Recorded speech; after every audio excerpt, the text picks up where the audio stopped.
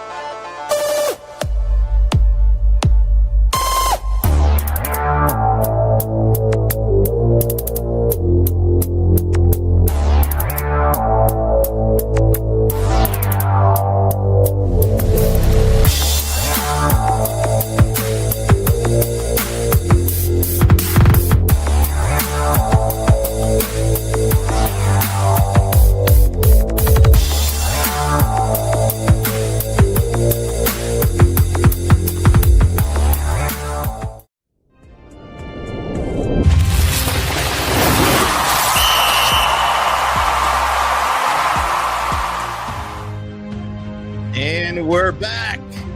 East from the East. This week we're going to talk a little big school polls and big school districts. Get the boy Mr. Ned at the end, Brett Sweeney. This week with me, we've got Jaron Peoples, commentator on NSN. Welcome, Jaron. What's up? What's up? We've got Mr. Red Zone OT himself, KO Kyle Owens. What's up, fellas? And the famous Brandon Ogden from the Tyler Paper. Brandon, welcome. Hey, what's up? Okay. Hey. We thought you were frozen for a second there, Brandon. Man, football is about to be back, fellas. How you feeling today? Oh, Brandon is super delayed. Ooh. Oh, no. Brandon. Yeah, hold on. We'll get to him in a second, but Jaron and Kale, man, are you guys ready for some football?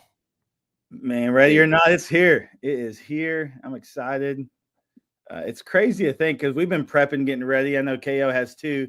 That really they're just technically starting practice like this week, right? Like, but you know they've been getting ready for it. So yeah, I feel like we've been getting ready for months and months here for this season. And Brandon, you look a little better there, Brandon. I know you've been prepping for football for several months like Is that us. better?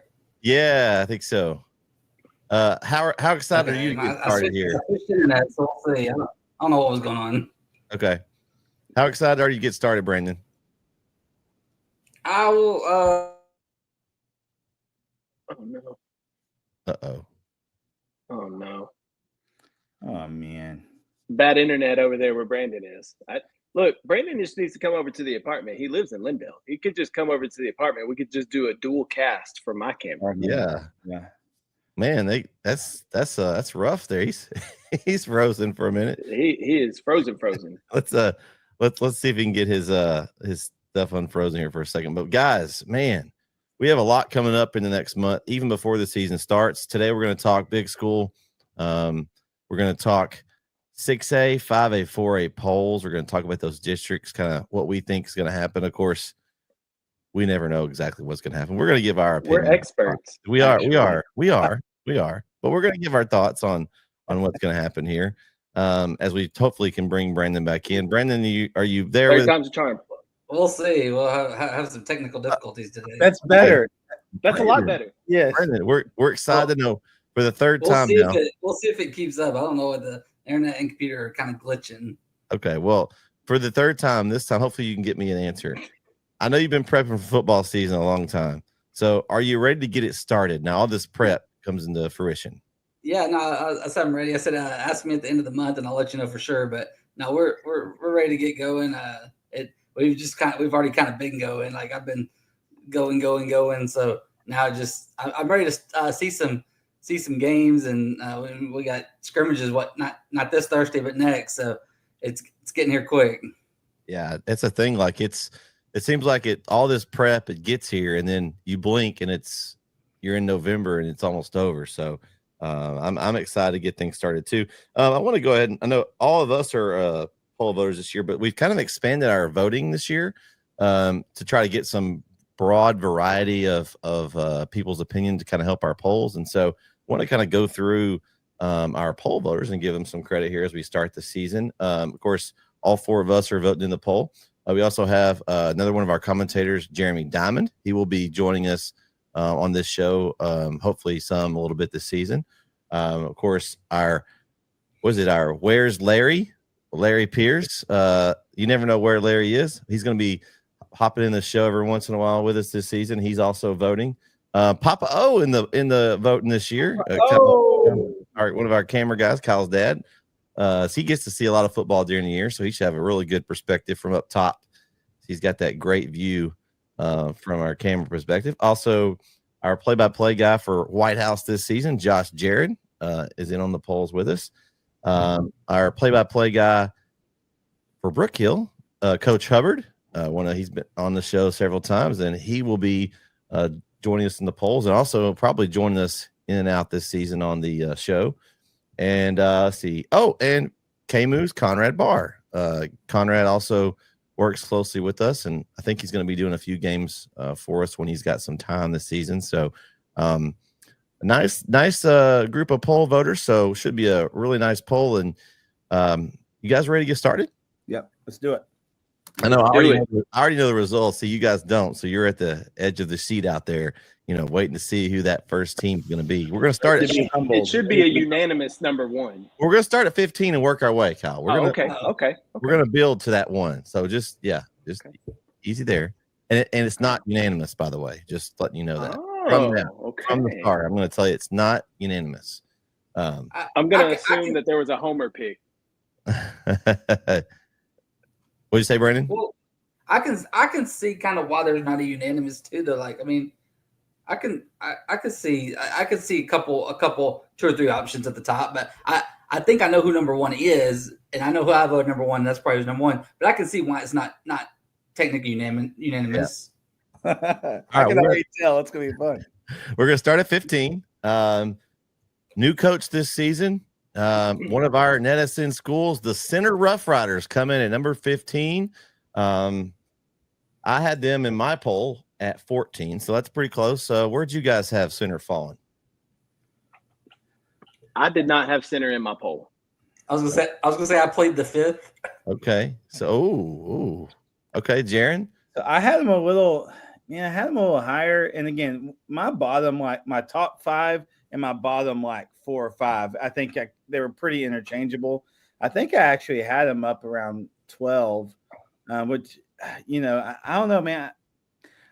I think they're gonna have a good season. I mean, obviously it's tough over there, but yeah, I'm pretty high on Center. I think they'll have a good season. I think Coach Brown. I think he's gonna do a great job. Coach Meeks laid an awesome ground floor there, and really they've been kicking all cylinders. I go back to that.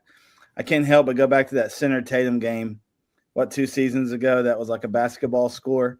Every time I think of Tatum, think of Center. I think of that game. And so I think they're gonna have a good season. So doesn't surprise me they're in the bottom of the poll there. It's hard to judge, like, when you have a coaching change, how it's going to affect the team. It could just be keep going as you were, or it could be, it takes a season to get to adjust.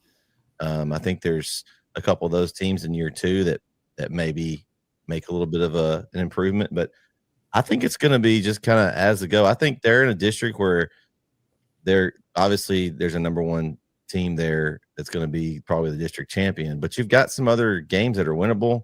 I think they could compete for that second spot in that district. I think it's going to be up for grabs between a couple of teams, but I think that's not a bad pick. And, talking about that district, we'll move up to 14, and district rival Athens comes in at 14. And that's the other team. I think they're kind of that 2 and 3 in that district. And we'll talk about the whole district later, but I think that's kind of where, it shows they're ranked closely. And so I think that's it's going to be interesting. I had Athens at 11. I think Coach Harrell and company are going to be a tough team. I think we'll get to see them a few times this year. We'll have a schedule released in a couple of weeks, and we'll get to see all that. But I think Athens is going to be a team to watch this year. Yeah, I had Athens at 14, and I think they are the second team in that district. It's going to be between them and Center. We obviously got the runaway with Carthage at the top, but I had Athens at 14 also, so they landed where I had them. But I think, with quarterback David Richardson and 2 dynamic receivers in Julius Brewer and Emmanuel Moore, Athens is really good. They got a really good defense too. So I think they're going to have a really good season. We're going to be talking about them a lot. And I look at their schedule. It's possible they head into that Carthage game undefeated. So like that, a lot's got to happen. A lot that happened to go right, but there is a chance it could happen. There's an 8-3 team last year, just like Center. So we'll see when we get there. But I think they're going to have a really strong season on Highway 31. I think they're going to have a good year. I had Athens at 12 in my poll, so I had them a little higher than 14. But yeah, like kind of what y'all said. I think they're battling for the second spot in that district. And remember, Athens only lost by 5 to Van last year in that first round game, and Van went all the way to the regional final. That very well could have been Athens in the regional final last year had they gotten past Van. So I think Athens is going to have a really good team. I like what Coach Harrell's doing over there, and I think 14 is a good starting point for Athens, but I think they'll rise through the ranks in the first couple of weeks.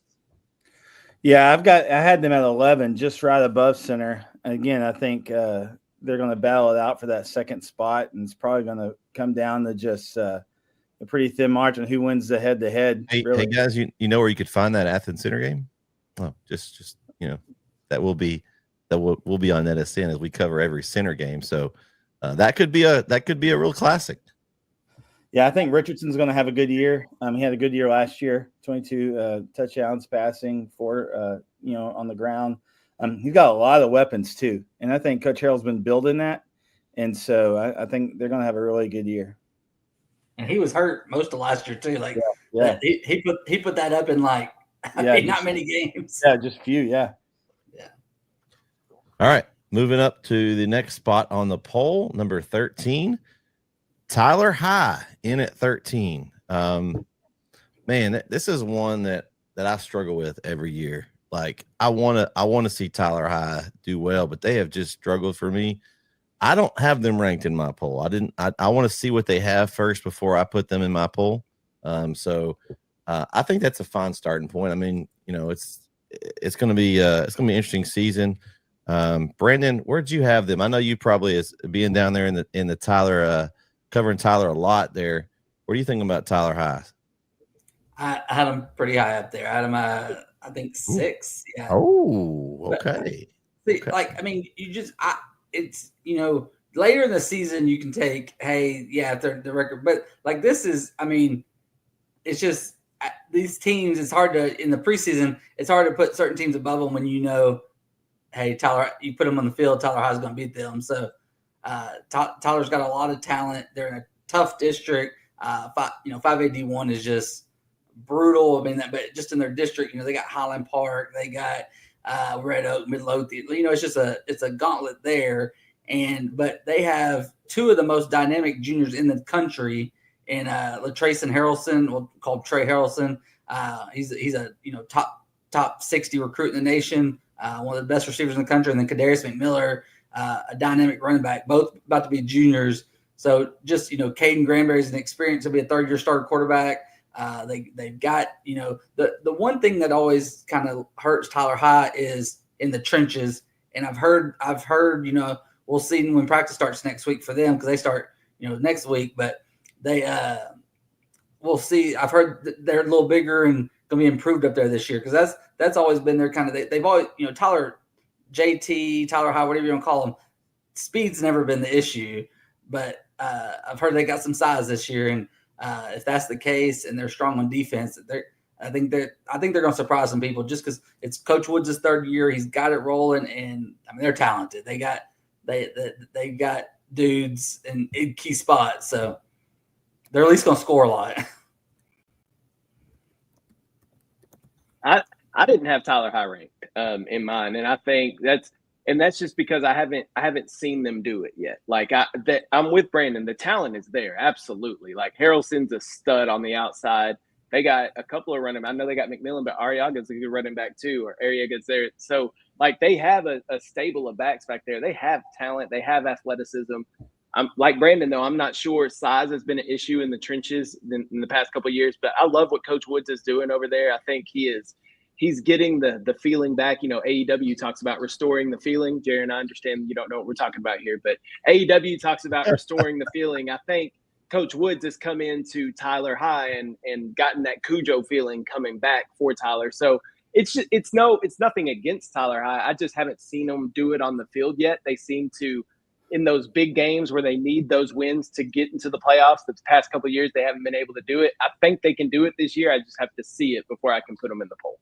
Yeah, that's kind of how I was, Kyle. I want to see him. I don't have a problem putting them in. Give me a couple of wins and show me, they just haven't. And there's other teams that have. And so that's why I've kind of placed him ahead of Tyler at this point. I think when we have this conversation a year from now, it's going to be a lot different. I think they're going to be that much closer. I think that maybe they're another year away. But they've got some, like you said, Brandon, some incredible skill talent. And I think, as we said, you're just playing against some really good defenses in that district. And, I mean, that's a bulk of your schedule is your district play. And so we'll see. But I think it's definitely headed in the right direction. And they've got some talent for sure. And as you guys all mentioned, Coach Woods is just top of the line. So I think they're definitely going to move in the right direction. And I think a year from now, we're going to be talking about them even a little bit higher up in the poll.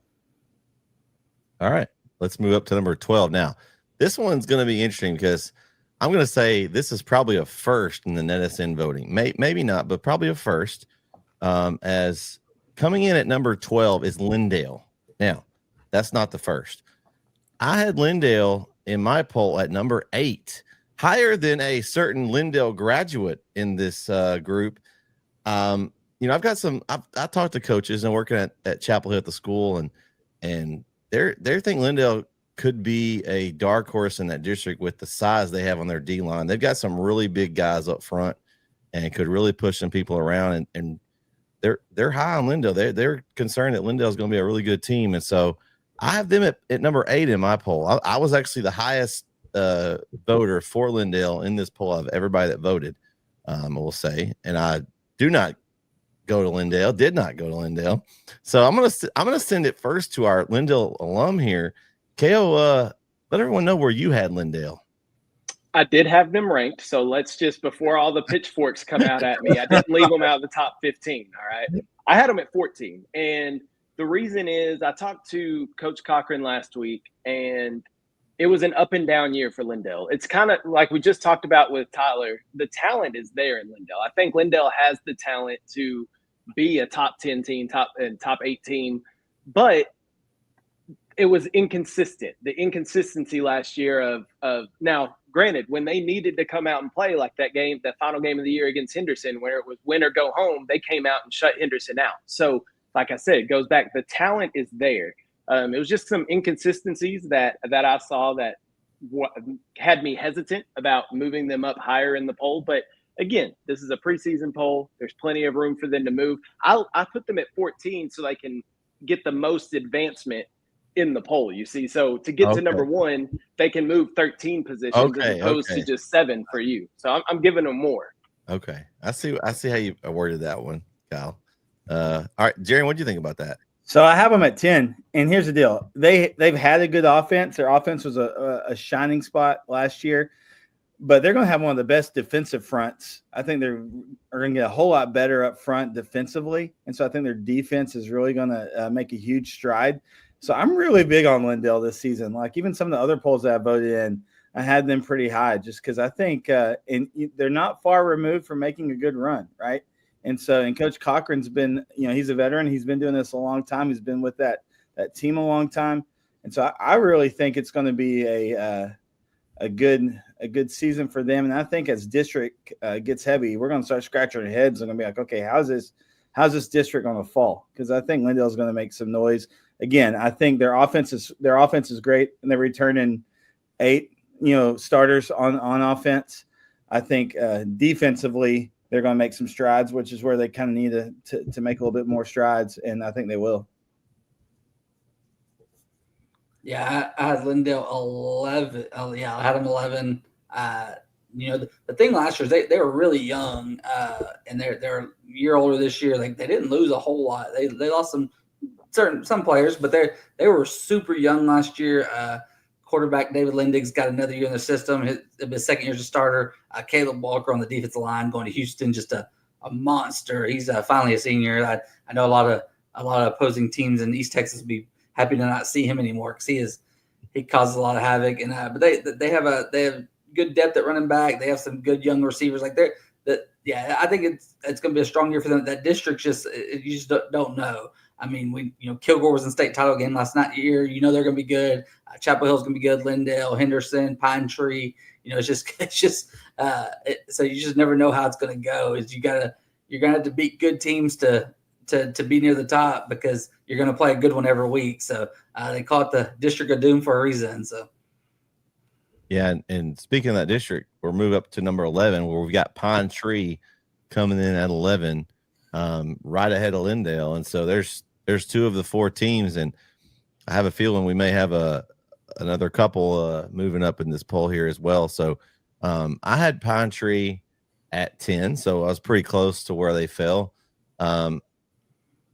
They've got depth. Pine Tree is they're a bigger school, and they've got talent as far as up and down the roster, just rotating guys in. That drop from 5A to 4A has really helped them. We'll see what they do in year 2. Again, we just talked about it. You've got to come to play every week in the district that they're in. I mean, I think, 1 through 6 in that district could be competitive. Like, no offense to Maybank, but they're going to have to show me something, down there at the bottom. But I even think Palestine in year 2 with Coach Reyes is going to be improved. So I think that's going to be an interesting district week in and week out. And I could see any of those teams beating anybody. I mean, look at last year. We thought Kilgore was invincible, and Henderson sneaks up and steals one. So, I mean, I'm interested to see, but I think it's going to be a dogfight. I like that spot for Pine Tree. What do you think about that, Brandon? I had Pine Tree. So what number are we at? 11, 12? We're at 11. Yeah. 11. I had them 15, so I had them right there. I think they lost some good players, but I think they're going to be really good again. They've been kind of trajecting up, especially like you said, moving down to 4A has really helped them. And I think I like Pine Tree in that spot. I think that's a good spot for them. And like I said, tough district, so we'll see. Yeah, so I had him at 14. Here's the deal. I think they're good. I love Coach Bachman. He comes from, the other side of the border there, Louisiana pedigree with his family over there, and that's where I cut my teeth in doing sports. But they lost a lot. You're only returning, a couple of guys on one side of the ball, 3 on the other. I know they got some depth, but man, when you lose that many on both sides of the ball, it's going to take some adjustment, right? And so I think they're still going to be competitive for sure. They've got talent, but just because of how much they've lost, I had them at 14. I had them at 13, so I had them just before Lindell in my poll. But yeah, I mean everything else said is true. They did lose a lot, but I like what Coach Bachman's doing over there in Pine Tree. I think he's doing a good job with the team. And you talked about it, depth. Like they're a 5A school that dropped down to a 4A classification. They have more kids to choose from. So yes, they lost a lot, but they have a ton of kids that could fill those spots. So I'm trusting in the process over at Pine Tree and thinking that they'll be fine. But like we've talked about, it's an extremely tough district, and even the 4 seed out of the district has the chance to go on a deep run. So I like where they're at. 11's a good spot. I like it. All right, top 10 coming in at number 10. A team out of I don't know. It's arguably the toughest district in 4A Division I. I know there's some we just talked about District 9. District 7 is pretty dang tough. Sulphur Springs coming in at number 10, returning a lot of players from last year's team that made a really nice run. And man, you have Salina and was it Panther Creek? That district is just ridiculous. I think it was voted the toughest district by Dave Campbell in the state in that classification. So, I mean, they're going to be battle tested when they get out. I think that showed last year at the run they were able to make. And so I had Sulphur Springs. Let's see, where did I have them? I had them number. Actually, I didn't have them in my poll for some reason. So, Sulphur Springs fans, throw darts at me because they're probably gonna be moving up quickly if a team loses, because I think sometimes I forget about Sulphur Springs, and it's not because they're not East Texas, it's because of the district they're in. So I'm gonna take that. I'm gonna take that one. Sulphur Springs, I'm watching you week 1, and I think you'll be moving up in my poll because I think that was one of the ones, and we'll probably all have those that we were like, oh yeah, I should have voted for them because there's just so many teams. Brandon, I know you had them in your poll. Oh wait. No, Brandon didn't either. I was gonna say full transparency. I mean, no, I don't, because I don't like I have arguments with all the time with Diggs about who's East Texas. And I don't consider Sulphur Springs because they're not like. I mean, Sulphur Springs is way out there. Like no, I mean, I think Kyle and them cover them, that they're the only East Texas outlet that covers Sulphur Springs, which like and they don't cut, but y'all don't cover Texarkana and stuff. This like so no other East Texas, so Sulphur Springs really, and they've never been in the East Texas district except like, there was a couple years when they were in 5A that they were for like they were in my district when I was. Yeah, that's what I said. There were a couple years that they were 4A. But the old school 4. Yeah. But like, yeah, when they were up and like sometimes they were with Texas High and stuff and Mount Pleasant, Lindale, but very rare, like recently they're, and Brett, you got on the Sulphur Springs colors. But yes, I just don't know much about it. And I just, I have a list of who, and they weren't there because, I don't consider that. So, but if we're counting them, I will, as they keep winning, I'll think about them for the future. But it's just, I did the same poll week because I think because I do a similar poll for our publication, and I think some people do actually vote for them, but I never have because no one around covers sides. Yeah, it's just full transparency. I didn't have Sulphur Springs up there. I don't know anything about them. That makes me feel a little bit better that Brandon didn't put him on his poll too. So it makes me feel good. I've been to Sulphur Springs. I just don't. I don't consider it East Texas. I mean, that's just so. Well, let me educate you a little bit. All right, I had them at 8 in my poll, so I had them ranked high. And to Brandon's point, like, so we cover. KLTV covers and KTRE cover by counties. So if they're in the county, then we consider them. So Hunt County is one of ours. So, or not Hunt, I'm sorry. Hopkins County is ours. So Sulphur, Como, Sulphur Bluff, Cumbie, all them up there, we consider them part of ours. But we don't go to Texarkana because we have a sister station, KSLA, that covers Texarkana. So we don't have to cover Texarkana. So like KTK and them cover Texarkana, but we don't. So I had to go back and I had my poll completely done. And then I was like, oh crap, I forgot about Pleasant Grove and, those like Texas High. So I had to go back and add them in because we don't cover them. So same situation with Brandon with Sulphur. I'm that way with Texarkana schools. Nothing against them. I just don't cover them, so I don't know anything about them. Anyway, Sulphur Springs, big offensive lineman, Vincent Johnson going to TCU. Vincent Johnson? Gary Patterson. He gets more eligibility? Yeah, if Vince is 6'5", 315, that's maybe who we're talking about. Is that a kinfolk? Maybe he's a relative. He is a monster of a man. And not Gary Patterson. Jeez, I'm going back to old school TCU. Was it Sonny Dykes? He's the coach there now. Yeah. He flew a helicopter to Sulphur last year, landed it on the field at practice to recruit Vincent Johnson. So huge offensive lineman there, but they have talent on both sides of the ball too. They went to the regional semis last year in an extremely tough district. We talked about it with Salina. Frisco Panther Creek just won state in 7-on-7 over Kilgore. So they're going to be talented. And then you got Aubrey in there. That's no slouch. And you're not even talking about the Paris school that's over there as well. Shout out, Jaron. That is going to be balling out there too. So it's a tough district. It is an extremely tough district, and I think Sulphur will make the playoffs, and I think they have a chance to make another run. Coach Faircloth is doing a really good job with that program, getting it turned back around in the right direction. Because if you don't forget, a few years back, Sulphur was 0-10. Like, they were winless a few years back. So they're going into the regional semis just a year ago.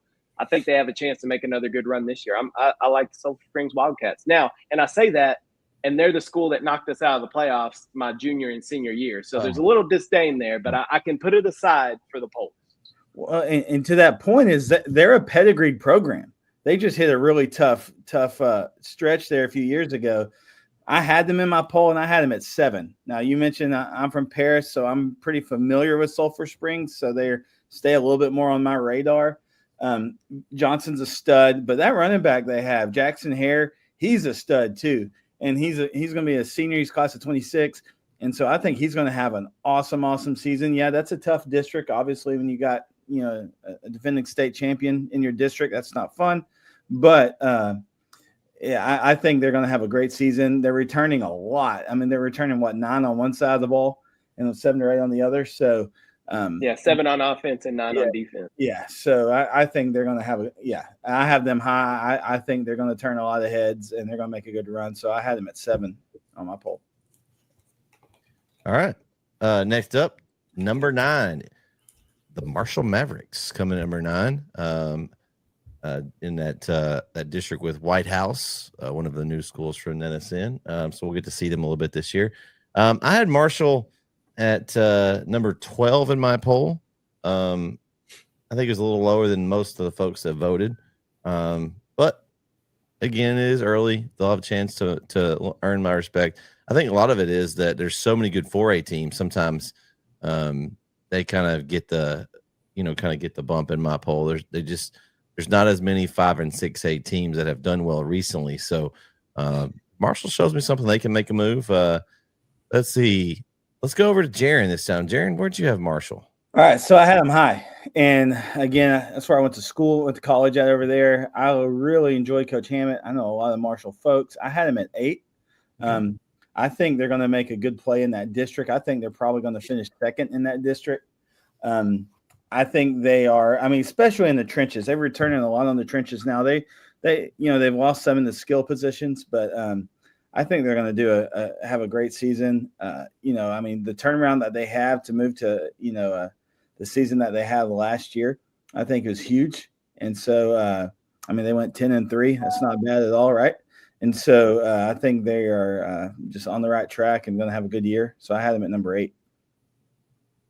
I had them right here at number 9. This is right where I had them picked. So I think it's a perfect positioning for the Marshall Mavericks. I'm a big fan of Coach Hammett. I love what he's doing with the program over there. It's physicality. Marshall, there's one thing you're going to know about Marshall if you play the Mavericks, and it's going to be a physical football game. And that's because they like to run the football. And they do have to replace 2 1,000-yard rushers that they lost a year ago. So that's a lot of production that you got to replace. But they have a dual threat quarterback coming back that can also run the ball. They have a running back that I think rushed for over nearly 700 yards last year that's coming back. So, and like Jaron said, in the trenches, they're going to be strong. So I think they'll be okay. They're going to have to replace some skill positions for sure. But I trust what Coach Hammett's doing over there, and I think they're going to have a good year.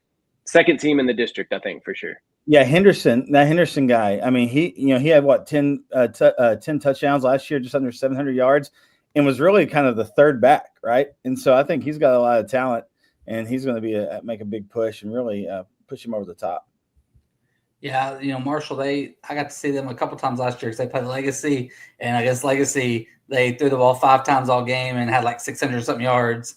And then I saw them against White House at the end of the year, and it was one of those weird games where they didn't really have to win. They had already, like, their playoff position went and changed. So they just kind of, it was one of those weird games where you couldn't really see anything. But they're extremely talented. And Brett's like, they got to do something to show me something. They were 10-3 in regional semifinals last year. So. Yeah, I know. I mean, hey, you know what? Pretty good resume there, guys. Yeah, you know what? That's fine. That's fine. I put them 12. I mean, it's not like they're.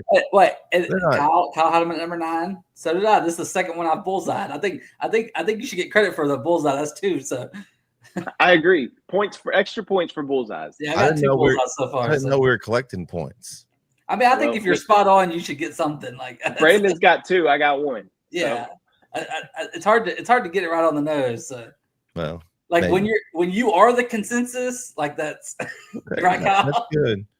That's good. Well, we are the consensus. That's our new tag team. I mean, here's the deal with Marshall. We had anywhere from 7 to 12, so there's a pretty big gap, kind of between where everyone thinks they fell. So, we'll see. I mean, again, they've got time to prove themselves. It wasn't like I didn't rank them in the poll. They're just a little bit lower than what I had. So, I was ranking Lindale up there for some Lindale people, Listen, you don't do it for the other people. You do it for yourself, Brett. All right. You do this for you. I know. Good for you. I know. It's the preseason, and we'll probably all agree the preseason poll is the toughest poll. I mean, I hate doing preseason polls. It's hard, but it's just something to kind of go off of, right? We're just making an educated guess on what we've seen in the past, what we think they've got this year. Injuries can happen.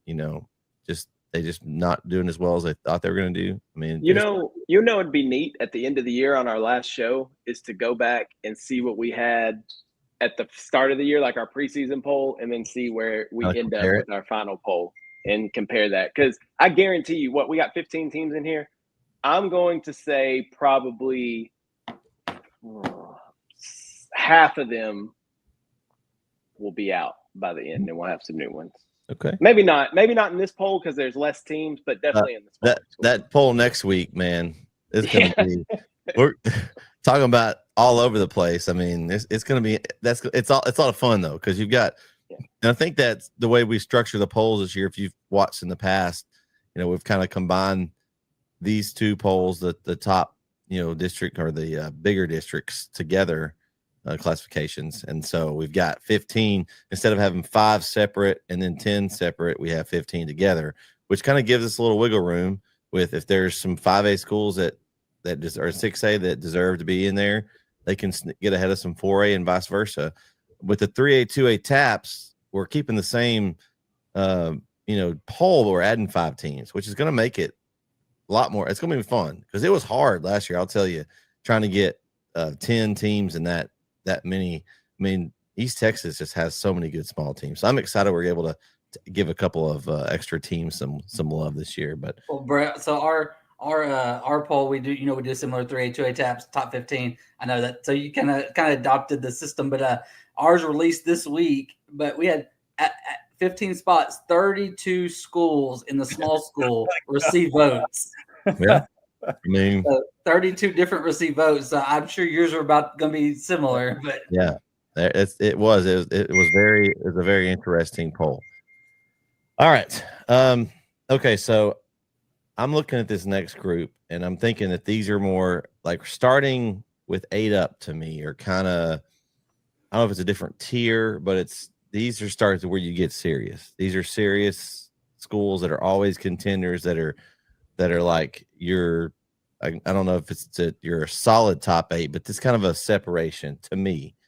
You guys can tell me if I'm wrong because you will, and that's fine. But number 8, the Gilmer Buckeyes come in at number 8, coming off a nice little run last year. Okay, so I had Gilmer at 7, so I was pretty close. I wasn't bullseyeing it. But what'd you guys have, Gilmer? I had Gilmer at 10. Okay. So I had Gilmer at 10. So I don't think it's too far off. But this may be to me. I think this last year, this is what makes preseason polls so tough. Is that I have a team in Van that I had ranked in my top 15. That's not even. They're not going to be above the top 8. So I had them ranked. And Gilmer sitting here that I think Van was actually better than last year. I know Gilmer beat him on the field, but Van made a deeper run. I think Gilmer's gonna have. They got some replacements. They got to replace a lot, but they do have humongous offensive lineman that's come in from France. So if they just run behind him, I think they're going to be just fine. Just let him clear the way, and I think they'll be good. But I'm with you though. Pedigree wise, Gilmer's always there, and Coach Metzel's going to have the Buckeyes there in the end. I think a lot of Gilmer fans freaked out last year to the start that they had to the season, but I think Metzel was just the team was figuring out what they were going to do throughout that year, and they still got to the second or third round of the playoffs. So I think it's going to be fine. They're going to be fine this year. I don't mind Gilmer being 8. I just had them ranked a little lower. So I want to hear from Brandon because you guys are kind of on the opposite ends of the spectrum here. Brandon, tell Kyle how you had him ranked, and tell him why you have him ranked that high. I'm a high water mark on Gilmer. I probably had him higher than anybody. I would imagine. You did. You had him higher by 4 positions than anyone else. Because I have him higher than. I mean, technically you can have him because there's 2 teams you need to have at 1 and 2 technically, and so I have them third right behind them. So I have Gilmer number 3. There's multiple reasons. It's Gilmer. They're always going to be good. Last year was, and we say a tough year. I mean, they're still 8-4, but there was a lot of issues at Gilmer last year with, you won state the year before, you had a quarterback who had started for several years, but then you transfer in a new quarterback. And so it didn't click the way we thought it might click. And so, it was a big transition year for Gilmer, and their down year was 8-4. They're very talented. They've got pieces back. So they got on offense. They have they don't have a lot of starters back on. They got more starters back on defense actually, but offense there's a lot of new, but talented, and like you said, Ishmael Kamara. He came over from France. He had to play JV last year for transfer rules, and he will be on the varsity this year. He's a top 100 recruit. Every college in the nation wants him on the offensive line. I'd probably put him in high school. I'd probably plug him up on the defense some too, especially against, when you're playing against Pleasant Grove and Carthage and teams like that. I'd probably give him some defensive line reps too, because he's a large young man. He's a 6'6". Well, it says 6'6". It says 6'6", 250, but he's a lot bigger than that. Yeah, I have a 6'6", 330 is what I have. Yeah, that's what I think. Yeah, so I don't know why this says that, but yeah, but that's a big boy right there. He's a big man, but he was at our photo shoot a couple weeks ago, and I shook his hand, and his one hand was about the size of 3 of mine, so, and I only got 2, so but yeah, so I think Gilmer's always going to be competitive, and Alan Metzel does a great job over there. I got to chat with him last week at the luncheon. They also, they got the talent on the field, but they won the community service award there. They're always working on the right, hey, we want to be great football players, but they're working on character at Gilmer too. Like, I mean, a lot of these places too, but no, I think Gilmer's going to be really good. I mean, them, Pleasant Grove, Van, that district's loaded at the top too. So they got to get through a tough district. And then in the third round, either one of those 3 teams have to play Carthage, and then the 4th round, another one of those 3 teams have to play Carthage. So to get anywhere, you got to get through Carthage. So it's just like, or you got to get through someone from your own district. You mean Carthage is going to go 3 rounds in the playoffs? That never happens, Brandon. Yeah. So you either get through Carthage, or then if you beat Carthage in the 3rd round, then you got to play someone from your own district again. So it's just like it's a battle. It's almost like the 3rd spot is better. or at the second and third spot is better because then you don't play Carthage until the 4th round. Right, but yeah, just So I mean, to be the man, you got to beat the man. So it so. doesn't matter when you play him. You play him in the first round. It doesn't matter. You got to get rid of them somehow. Yeah. Okay, Jaron, what do you think about this? Yeah. I know you had them a little lower too with Kyle. Yeah. Well, so for one, I got to mention, and I got to show Van some love. They're one of those teams that I just, again, it's hard. These preseason polls are so hard, and trying to remember everybody and stuff like that. Oh, you're about to get a hate text from one of our guys on our crew. Well, I'm not the only one because they didn't show up in the poll, but they are a very talented team, and they deserve to be in the mix. That being said, I have Gilmer at 9. Now Kamara is going to be so fun to watch. I mean, that's going to be a trip. And I think it was KO said, just that's one of those things you just say, hey, run behind that guy, and you're going to do pretty well. But just when you're returning, I mean, when you've got to replace 10 spots on offense, man, that is tough, right? And so. And I know they've got an embarrassment of riches there in talent-wise. And Coach Metzel, like you said, Brandon, I mean, he's top of the class. I mean, he's really good. But I don't know. So, I mean, they're really good, and they're probably going to come up in the poll. I had them at 9. I easily could put them at 7, 8, 6. I mean, they're a good team, but they just have a lot to replace starting-wise. So we'll see. All right. Moving on up, the number 7, my Chapel Hill Bulldogs at number 7, guys. I had Chapel Hill actually ranked 6. I didn't have them the highest of anyone. But I have a beef with someone in this room. I have a beef with them where they put my Bulldogs. The disrespect, Jaron Peoples, that you put my Bulldogs 15 in the poll.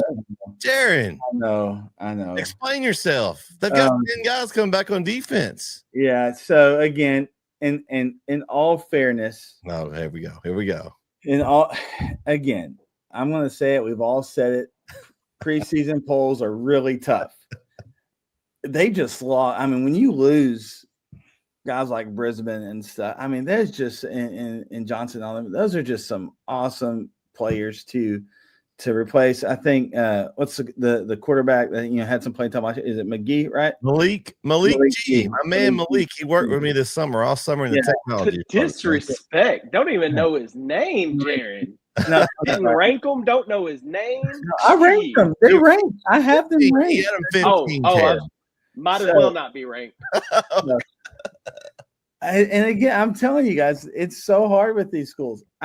We'll see. I mean, again, Chapel Hill. What have they done the last 5 seasons? Kyle, not much. Have done anything? Have they made the state championship game? Maybe a couple of state semis. They would be ranked higher if they did that. Yeah. So, hey, prove me wrong. I mean, do it. I mean, I'm in open invitation. It's really clogged there. I mean, they are a super talented team. Don't get me wrong. There's just a lot of traffic there in this part of the poll, and so we'll see. And that's the problem, Jaron. They shouldn't be in the traffic. They should be up with out of the traffic. That's the problem. They're not down there in the bottom of the traffic. Come on. If I'm good at anything in life, it's being wrong. So, I could definitely be wrong here. So we'll see. Brett, did I have Chapel Hill the highest? You actually, I think we're one of the highest ones that, and it's funny, Kyle, because I had Lindale higher than you. That's what I was saying. And you had Chapel Hill higher than I did. So I mean, here's my take. Okay, so I may be a Chapel Hill homer, and I love my Bulldogs, but I am a realist. They did lose Demetrius Brisbane and Ricky Stewart. Now Brisbane didn't play toward the end of the year. Malik G did play, so they technically didn't lose the quarterback. Brisbane obviously is a talented player, don't get me wrong, going to Baylor, and Stewart did now at Texas, but they still have a lot of guys like Collins. The defense is going to be their strong point. They have a lot of guys back, 10 out of 11 on defense, and we now know Coach McFarland's going to have game planned up for some of these teams. So, and I have confidence in Coach Reardon in the offense that he's going to have guys that he can put in place. Now they may not have a Ricky Stewart back there, but they're going to have a couple of guys that can try to fill in that hole. So that's kind of my deal with them. And Kyle, I will say that let's see, I'm trying to see what you had here. You had them, I think you had them. Did you have them number 5? Yeah. Yeah, I had them at 5th. Yeah. But go ahead.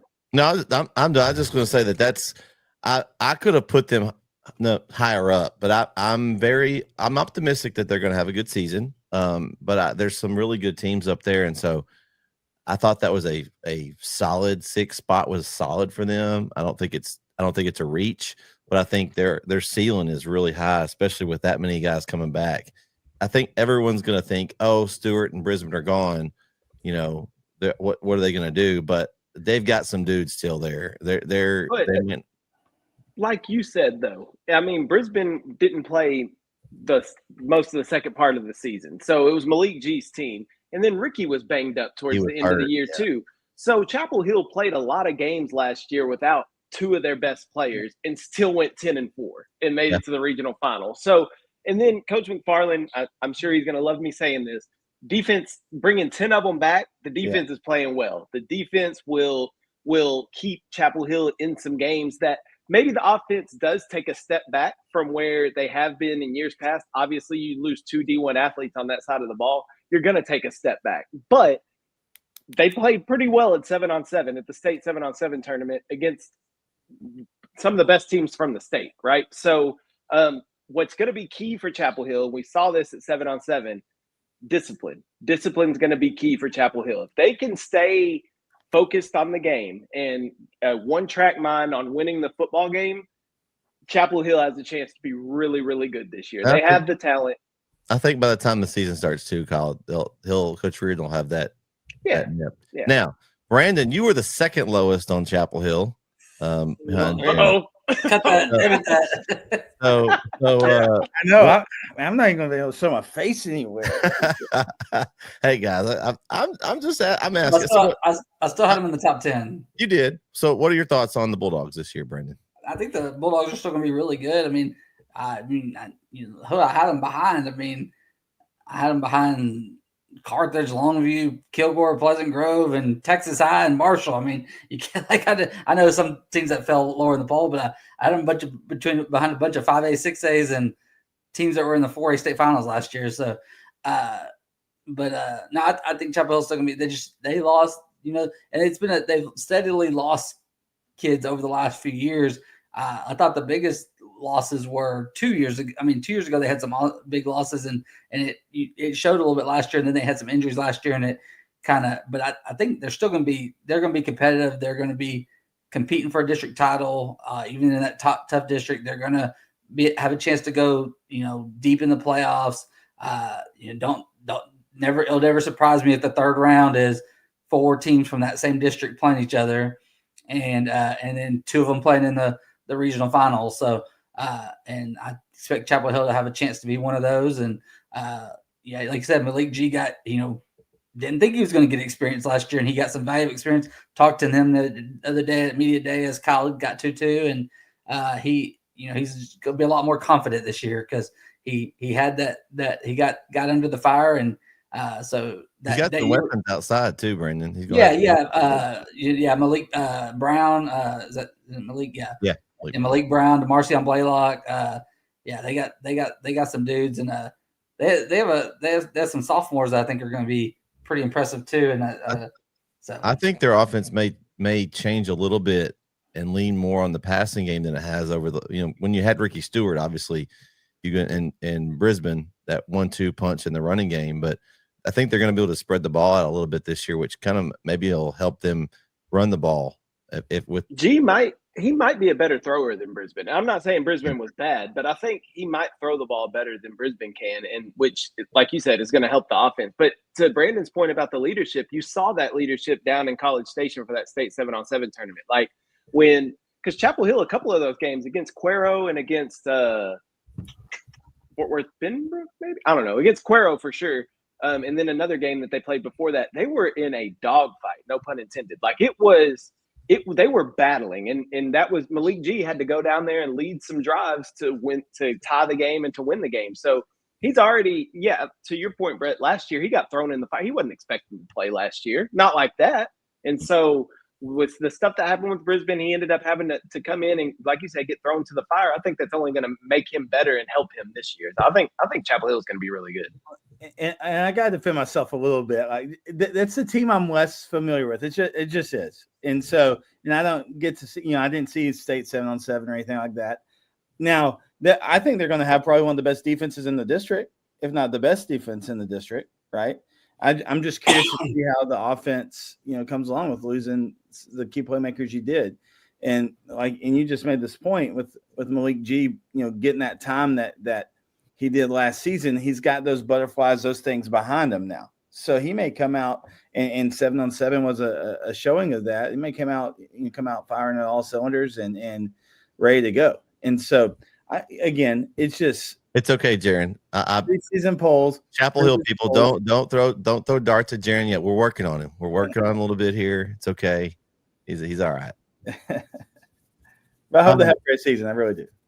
Oh yeah, it's gonna be fun. That district, we'll get to see a lot of that hopefully, and see how it plays out. Man, another talented team. Number 6. Now I had them lower than anyone else that voted for them. Pleasant Grove at number 6. I had them at 9.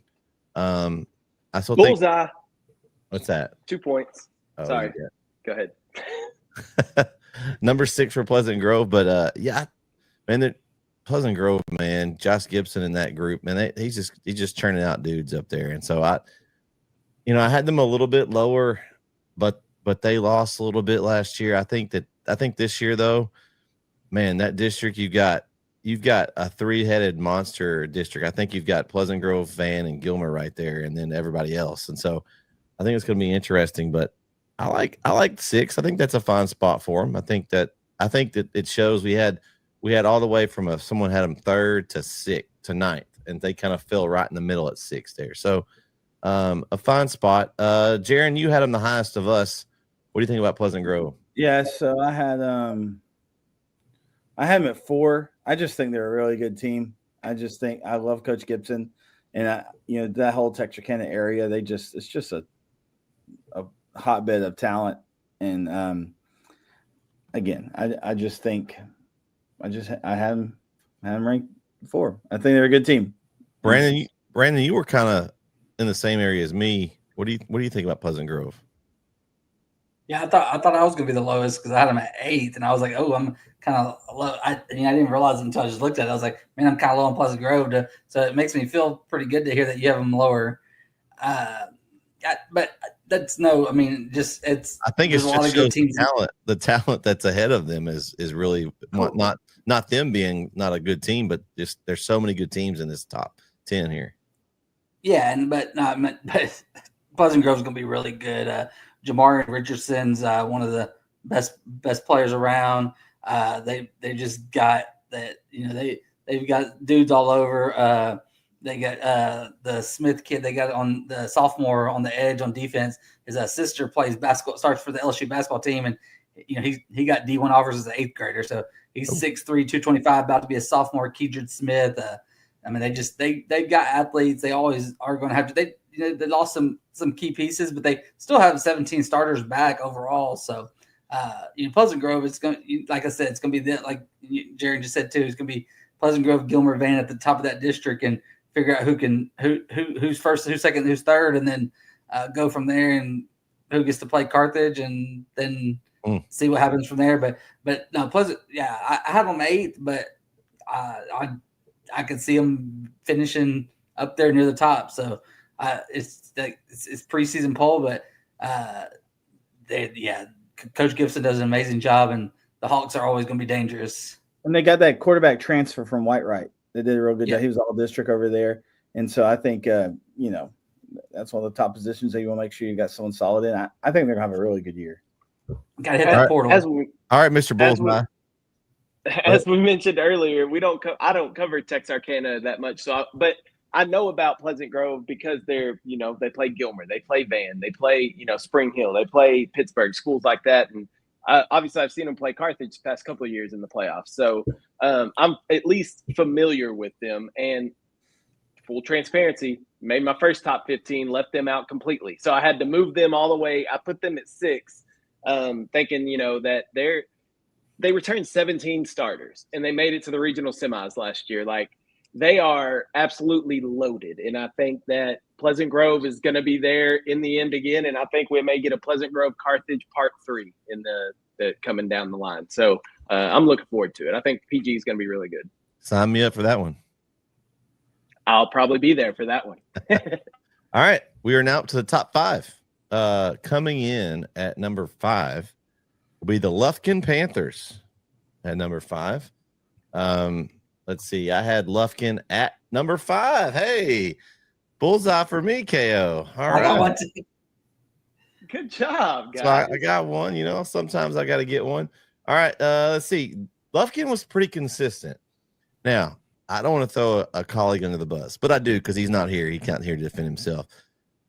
Jeremy Diamond put Lufkin at number 9, way lower than anyone else. Everyone else had him 3 through 6. So, sorry, Jeremy, you got to come back next week and tell us why you went with them at number 9. But let's see, Kyle, you had them the highest of us at 4. So we're gonna go with you first. Tell us about the Lufkin Panthers. What you're expecting for them this season? Well, this is the KTRE portion of the red zone. No, Lufkin. Look, they had a tremendous year last year, and they made a run to the area round, but played really good football majority of the year. Defense played outstanding, and then they get the coach from Barbers Hill who's turned that program around over there, and Carl Absek coming over now to Lufkin. Javion Johnson, their quarterback last year, he missed most of last year with an injury. So Quincy Couty had to play quarterback. So you get Javion Johnson now back in control of that offense. You got a running back in Kenneth Waters that is an absolute stud down there. So Lufkin is going to be good. I think they get the district championship this year. I'm high on Lufkin. I think they make a run. I think they have a chance to go 4, maybe 5 rounds deep. Think of Longview last year. I think this is Lufkin this year. I think they have a chance to really make a run. Fresh start with a new head coach that's a proven winner, taking over for Coach Quick. I'm high on the Lufkin Panthers. I think they're going to have a good year. All right, Jaron, you had the lowest of us. What do you think about Lufkin this year? I think, again, I have him at number 6, but again, I just think it's that, above them, there's just a lot there. I think they're gonna have a great year. I thought last year really turned a lot of heads. Obviously, anytime you have a coaching change, you're gonna be curious. But this is a coach that has some he's got some pedigree behind him. He's got some skins on the wall. So I think they're gonna be able to run the ball really, really, really well, and with several different guys. They're gonna be able to move the ball really well. We'll see how they do defensively. That's a pretty tough district, obviously. But I think a couple of those teams in that district are and kind of have a upward trajectory going on. But I think I easily could have put them at 5 or 4. They landed at 6, but they could easily be in the top 5. Brandon? I bullseyed this one. I had Lufkin at 5, and Lufkin, first time their coaching job's been open in more than 30 years. And they go and find a state championship winning coach to fill it. So that's a pretty good thing. You open your job for the first time and you get a lot of good applicants, and you hire someone who won a state title in his first year as a head coach. So, Carl Absek, I've got to talk to him a few times this summer. He brought his team up to our photo shoot this year, which, Lufkin's never come to it. And they came all the way up to our photo shoot. They kind of get their special spot in their magazine because they're the only East Texas team in that district. So I call them the Southwest Airlines team because they definitely need some miles because all their district games are the UIL finally caved in and helped them out a little bit because originally all their bus trips are gonna be like 8 hours, but now they got about 4 or 5 hour drives for all their district games. But they spend a lot of time on the road, but I think they'll run through that district. There's a couple of decent teams in that district, but I think Lufkin's going to be that they're going to have a big season. They got a lot back. Pedigree in Lufkin is, down years in Lufkin is 7-8 wins. So I think they're going to be really good this year, and I don't think the pack is going anywhere anytime soon. I do want to mention too, because a team that I know is up higher, because obviously we haven't mentioned them, Longview. made a deep run last year to state semis. Let's not forget, Lufkin had Longview beat in week 1 at home against Lufkin. Granted, pouring down rain, terrible conditions, but Lufkin was winning that game until Boosie Washington scored with under a minute left or something like that in the game. So Lufkin nearly knocked off Longview, just to tell you how good of a team that was. It's going to be a fun matchup in week 1 in Longview and Lufkin. Yeah, Collar, are you the guy that goes to the game of the week, or? Yes, but that has not been announced yet, Brandon. Oh, but we know that's going to be the game. Hey, we don't announce anything. I don't know. There's another 4A matchup that's pretty good. Well, we did that one for game of the week last year, so but can't do that again. Co-games of the there's some like College Game Day / Fox Big Name co-games of the week. there's some bangers week 1, man. I've already started working on the pick'ems, and man, there's some good ones on There's there. a 2A matchup that's a very juicy game of the week matchup too in that same week 1. But we can talk about that next week. Yeah, we can. We'll definitely talk about that. But yes, Brandon, I will be at the game of the week. Awesome. Cool. Well, it's possible it'll be long to be Lufkin. All right. So we got number 4. Texas High comes in at number 4. I had them at number 4. Second bullseye in a row for me. Way to go, Brad. Pat myself in the back. I'm on a roll here. I'm like butter. I'm on a roll. I've got my dad joke. Sorry. Okay. Texas High was high as 2, low as 8 in our poll. Kyle had them 7. I know this is going to be one that you added in. We already talked about it. So what do you think about Texas High coming into this poll? Tredarian Ball. That's all I got to say about Texas High. I don't know a lot about Texas High, but I know Tredarian Ball, and I know he is an absolute stud. I mean, they have pretty much ran this district. They ran it last year anyway. I think their toughest competition they're going to have would be Marshall. But I think Texas High kind of blows through this district. They're loaded again, man. They're going to have a good team. And Texas High consistently for the past 4 or 5 years has been really good and just been on the upwards trajectory. So I think TI is going to have another good year. I think you can pick them to win the district, and they'll go and see what they can do in the playoffs. See, Brandon, you also had them at the same spot there. I know. I thought I was going to be the lowest one. I was kind of worried. Because I was like, I looked at it. I was like, wait, did I really have them 7? Because I was surprised. I was like, I'm low on them, but I don't know why. Because I expect to have them higher. I'll see Texas High week 1. I guess technically before week 1 because it's August 28th. So I'll see them that Thursday night. They come to Rose Stadium that Thursday night. So I'll see them. I saw them on Thursday last year to start the season. Like Kyle mentioned, Tredarian Ball is a stud.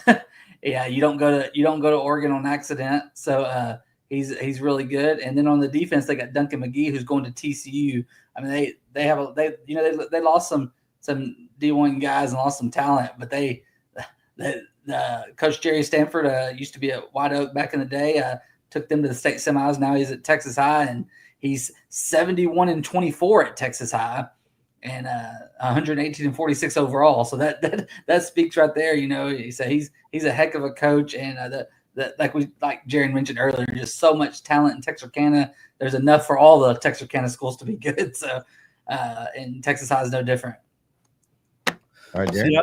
So y'all got to remember, I'm a Northeast Texas kind of guy, and so that's why maybe some schools in this area don't, I put them under some of the kind of the Texarkana schools just because that's kind of where I'm from.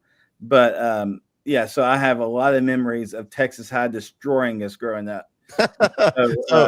So you're not a fan of Texas High? well, they destroyed us too, Jaron. Yeah, we got put in a district with them for 2 years, and I don't know why, but we got killed both times. They're always going to have my respect just because I've seen them do it for so long.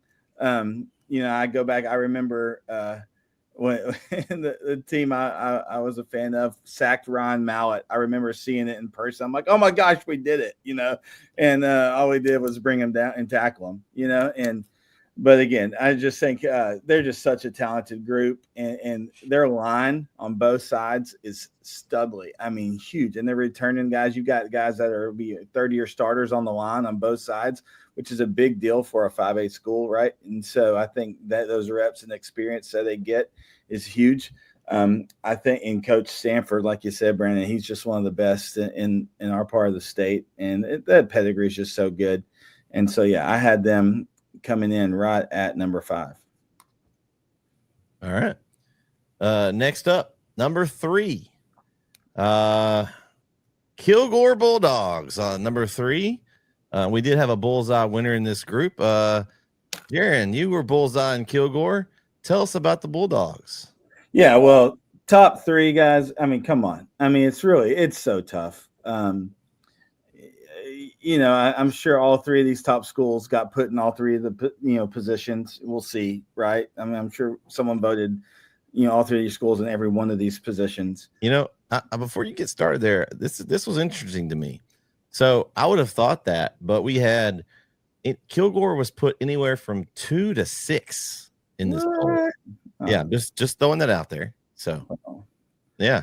Again, I mean, yeah, they ran up against a buzzsaw in Salina, in the state title game, but hey, they were at the state title game, and so, and they're returning a lot. I mean, they're losing a lot, but they're returning a lot. I think they had a great season. I know graduation hit them a little hard, but again, that's another factory over there. I think they're gonna have a great season. I had them at number 3. All right. Let's see. Kyle, you had them up there with me at 2. Tell us a little bit about the Kilgore Bulldogs. I think they're winning state this year. If I'm just going to throw it out there. Okay. Preseason prediction from KO. You heard it here first. I think they're a state champion. I am so high on Kilgore. I mean, I say everybody. They got all their studs coming back pretty much. With their quarterback Kason Brooks, you got Isaiah Waters coming back. I'm going blank on the kid's name, but the dude that hopped over me, LaKeeleon Graves. There he is. LaKeeleon Graves coming back. Jalen Sheffield, they're loaded, dude. And then I guess recency bias for me, again, I saw him at the state 7-on-7 tournament, and they just were firing on all cylinders. And I know it's 7-on-7. You can't put much stock in it, but you can when you see how efficient an offense is running and how they're just able to do that. Put that together with the line, which Kilgore usually has a good line on both sides of the ball. I think Kilgore is going to be really good, man. And they did run into a buzzsaw with Salina last year, and I think if I'm a Kilgore Bulldog fan, I would go ahead and book my trip to Arlington in middle December. I'm high on the Kilgore Bulldogs. Okay. Brandon? I had Kilgore at 4. I mean, just a lot of good teams. I had them at 4, 1 spot lower. I think Kilgore's going to be really good again, like y'all said. Kason Brooks, he had a really big first year as a starter, threw for over 3,600 yards, 43 touchdowns. And then LaKeeleon Graves is a monster. He had, almost 50 catches, almost 1,000 yards receiving. Also had 136 tackles on defense. One of the best two-way players in the state. They did lose some pieces. I mean, they have 13 starters back. They lost Jaden Sanders to Michigan. I mean, they did lose, but they did lose a little bit. But they have the pieces back. Jalen Sheffield didn't get to play in the state championship game. That was very evident because the guy he was going to be guarding is the guy that scored 3 or 4 touchdowns. Yeah. And so we won't. Yeah. So he was missing from the state championship game. I forgot about that. So he's back this year. So Kilgore is very talented. Kilgore, when you think of Kilgore, they're always strong in the trenches. Cameron Christian on the defensive line is a monster. They're always strong up front. And Kilgore always, when you thought about him, is you'd always say, it's kind of like what you say with Longview. I don't know who the running back is, but he's going to be really good and run for a lot of yards. Well, now it's kind of changed with Kilgore. They still can run the ball, but they throw it a lot now, and they got really good quarterback, really good receivers. It used to be, hey, whoever the running back is, he's going to run for 3,000 yards and going to be awesome. Well, they still got good running game, but now it's a passing attack for the Bulldogs, and Kason Brooks is the trigger man, and I think they're going to be really good. And like Kyle said, I could see them returning to Arlington. It's not going to be easy. There's going to be some roadblocks there. I mean, you got to get through district first. They're the favorite, but they will be tested early and often, starting with week 1 against Carthage. So, and hey, Brandon, last year. I was gonna say too, there's something that made me that you said that Oh, so them throwing the ball, kind of like when they had McElroy at quarterback. They threw the Yeah. ball a bunch when he was there, and wasn't Demarion Van Zant, was that his name? Didn't they? Yeah. He was a good thrower too. So Yeah, but I mean, they but have they also, done it before. Yeah, but they also had, but at those times too, they also had bell cow backs. And like last year they were like running back by committee. This year, Waters is the lone returner back there, so we'll see if he's that bell cow. But you know, they always got had that. Rayshawn Jenkins, or not? Is it Rayshawn? Rayshawn Williams, is he back? Okay, Williams. Yeah. Rayshawn Williams. Okay. Yeah. He was a freshman a couple of years ago and was super. He's just a junior. Yeah, so they got two of the, they had last year they had three-headed backfield. Now they got two of them back. So Waters and Williams. So. I think Brooks is going to have an awesome year. I really do. I think he's just going to be a stud. I think he's going to be one of the better quarterbacks in our area. I think he's going to have a great year. All right. Down to the top two. Coming in at number 2, the Longview Lobos at number 2. Looks like we had a couple of bullseyes on this one. Sorry, Kyle, we weren't bullseye on this one. Me and you missed this one a little bit. We were the same. We had them at 3. Tell us a little bit about Longview, KO. I think they're going to be really good again, but it's hard to replace the production from Boosie Washington, and that is going to be extremely tough to do. And I wasn't aware of this until Brandon mentioned it during the 7-on-7 that they were rotating quarterbacks. So they have a dual quarterback system going into this season. You know the old logic. If you got 2 quarterbacks, you have no quarterbacks. Now, with that being said, ask Gilmer about that. Well, with that being said, Longview was in College Station with the state 7-on-7 tournament, so it obviously was working out because you don't get there by accident. So it's nice that you have, if someone gets injured or whatever, you have somebody. But then, like to me, it's hard to get a rhythm, right? If you got one guy, you get in the rhythm and they're switching them. I don't know. It's tough to master that. But if anybody can do it, it's Coach King and the Longview Lobos. Coach John King can do it, absolutely. But I think, it's Longview. They were a field goal away from playing for a state championship a year ago. So the talent is there. They did lose quite a bit of talent, but the talent is still there in Longview to make another run. That's why I had them ranked 3rd. Like I think they are still a top tier team in East Texas for sure, but a top tier team in the state too. And I think we'll see them playing deep into the postseason. It's not going to be easy. The district's not going to be easy to get through. They're going to have some juggernauts that they're going to have to get through in the district. And then come playoff time, it's not going to be an easy road any game after that. So it's going to be tough, but I'm going to put my trust in Coach King, and we'll get to see week 1. They'll be tested early on against a very good Lufkin team, and we'll see kind of what they got then. All right, Jaron, you were one of our bullseye winners there. Yeah, I have it too. I think the biggest question is going to be, they get a lot of attention for their skill players, as they should, but a lot of their success comes from their success on the line, particularly their offensive line. Now, they lost 4 or 5 starters, right, on the offensive line, but they are an offensive line factory, I think. And so I think they got some guys that can step into that position just fine, in those positions just fine. I think no matter what happens with their skill positions, I think their success is going to ride on their offensive line from an offensive standpoint. And I think they'll be just fine there, but I did have them at number 2. Okay. Brandon, you also hit that bullseye. Tell us a little about what you think in Longview this year. Yeah, I had them at number 2. It's Longview. They're always going to be really strong. Like Kyle said, you can't replace Boosie Washington, but didn't everybody say that last year about you can't, like, how are they going to fill the role for Taylor Tatum? And they said that before he got there with, every running back they've had between Chris Ivory and JaMichael Hasty and Von Jones, Longview always loses great running backs, and then they throw another one back there. It's kind of like I just said about Kilgore, is Longview's always going to have. So this year, Mason Washington's probably the one that, he's the one targeted to be the guy. But is he related to Boosie? Probably, but somebody from Longview is going to have a good season in the backfield, and you're going to be like, oh wait, they did it again. And then quarterback. You were talking about the quarterback thing. It was like, last year, quarterback was kind of their struggle throughout the year. And if you don't remember, Trey Hamilton didn't even become the starter until the area round of the playoffs. And so he took over in the playoffs and threw for 530 yards just in the playoffs. He didn't play all season. He took over. And so, hey, he's a sophomore, and now he's the guy.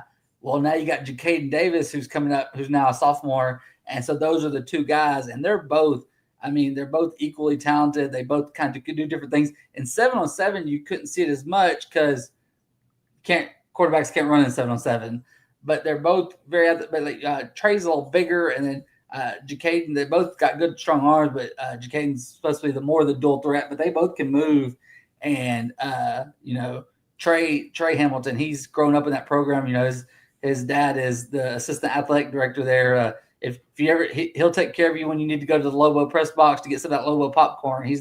And so Trey's grew up wanting to be kind of like Haynes King back in the day. He grew up wanting to be the Longview quarterback, and now he gets that chance, even if it's in a split role. But they got two good ones, regardless if they get down to one. And then defensively, Longview's all trenches up front, ever on the defense. Longview's always going to be able to bring it there. I don't see, they lost some players, but it's Longview. They're always going to be competitive. They're always going to, they only got 9 starters back, but they don't rebuild in Longview. They reload.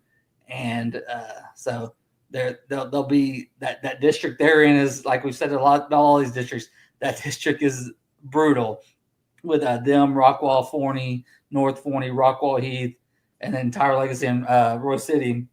It's just a very strong district.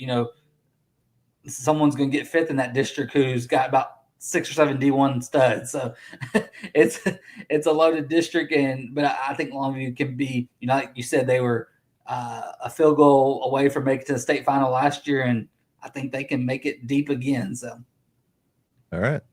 Well, is there any question who is number 1? I think this is a bullseye, 4 for 4 in this group.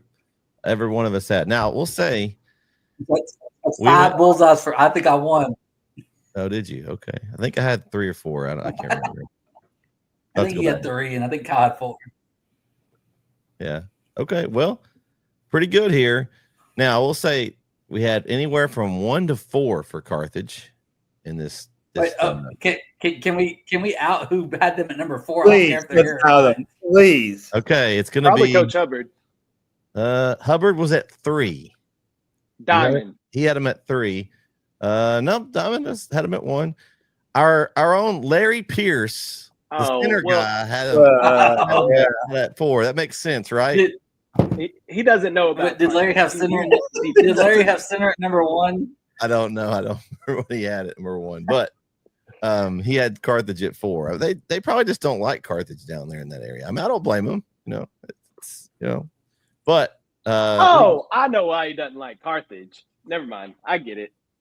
Oh, you might have. You might be right. Get it. You might be right. I got you. That's another possibility. Okay. Very good one. Okay. Well, needless to say, Carthage still was able to withstand Larry's 4th ranking and still get number 1. Is there any surprise with what they've got coming back? You talked about booking their tickets for Kilgore, Kyle. You could more certainly book Carthage's ticket. I'm as confident as I am about Kilgore. I am more confident about Carthage. I would put Carthage in a hotel room in Arlington right now. It's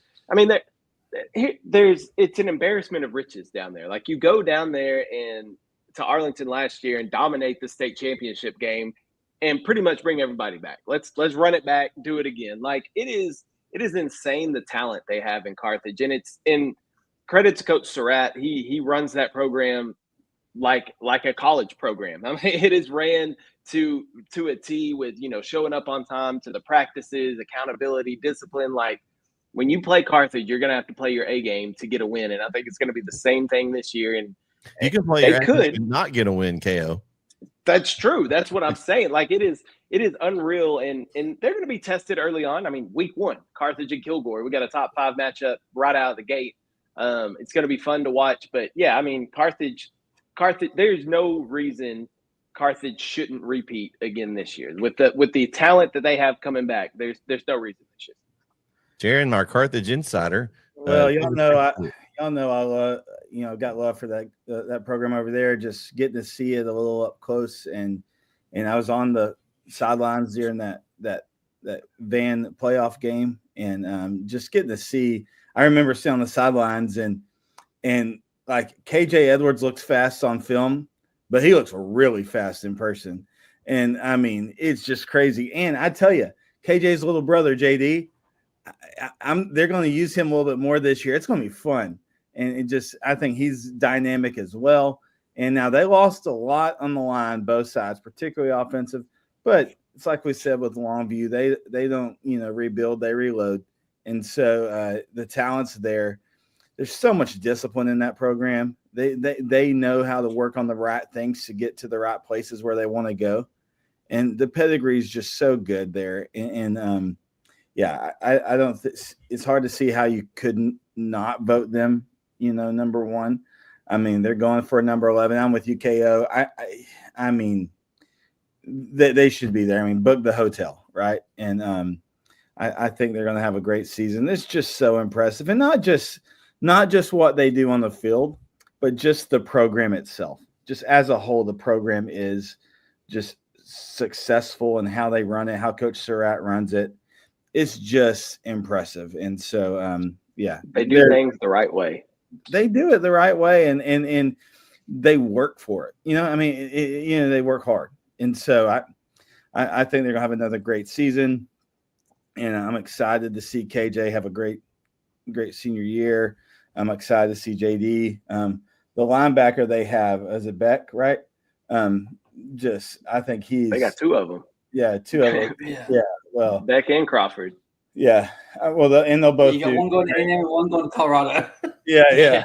So, I just think it's going to be a great year, and it's fun. So I think the Bulldogs will be back in Arlington. Brandon? Yeah, Carthage is the easiest pencil in every year, regardless of what names are on the back of the jersey. But fortunately for them, this year they got some really good ones on the back of that jersey because, like I said, we got KJ Edwards and Aquinas Beck both going to A&M, Carson Crawford going to Colorado. We didn't mention Keemian Junior Henderson going to Arkansas receiver. He's the main target out there for Jet Surratt, and that's also a cool story. Jet Surratt grew up wanting to be the quarterback for his dad, and won a state title with him last year, and has a chance to go back to back as a senior, and then win number 11 for the program. So, and he's not even he's going to play college golf probably, right, Brandon? He's not even going to play football, which is crazy how good a quarterback he is, and he's going to go for and he has some offers, and he could play, but like he's also probably tired of getting hit. It's a little safer. Longevity wise, it's a safer game. I'm for it. Congrats to him. And even at Carthage, you don't even get hit that much because the Carthage quarterback, you get hit less than most quarterbacks because the offensive line's so good. Because that was always the thing.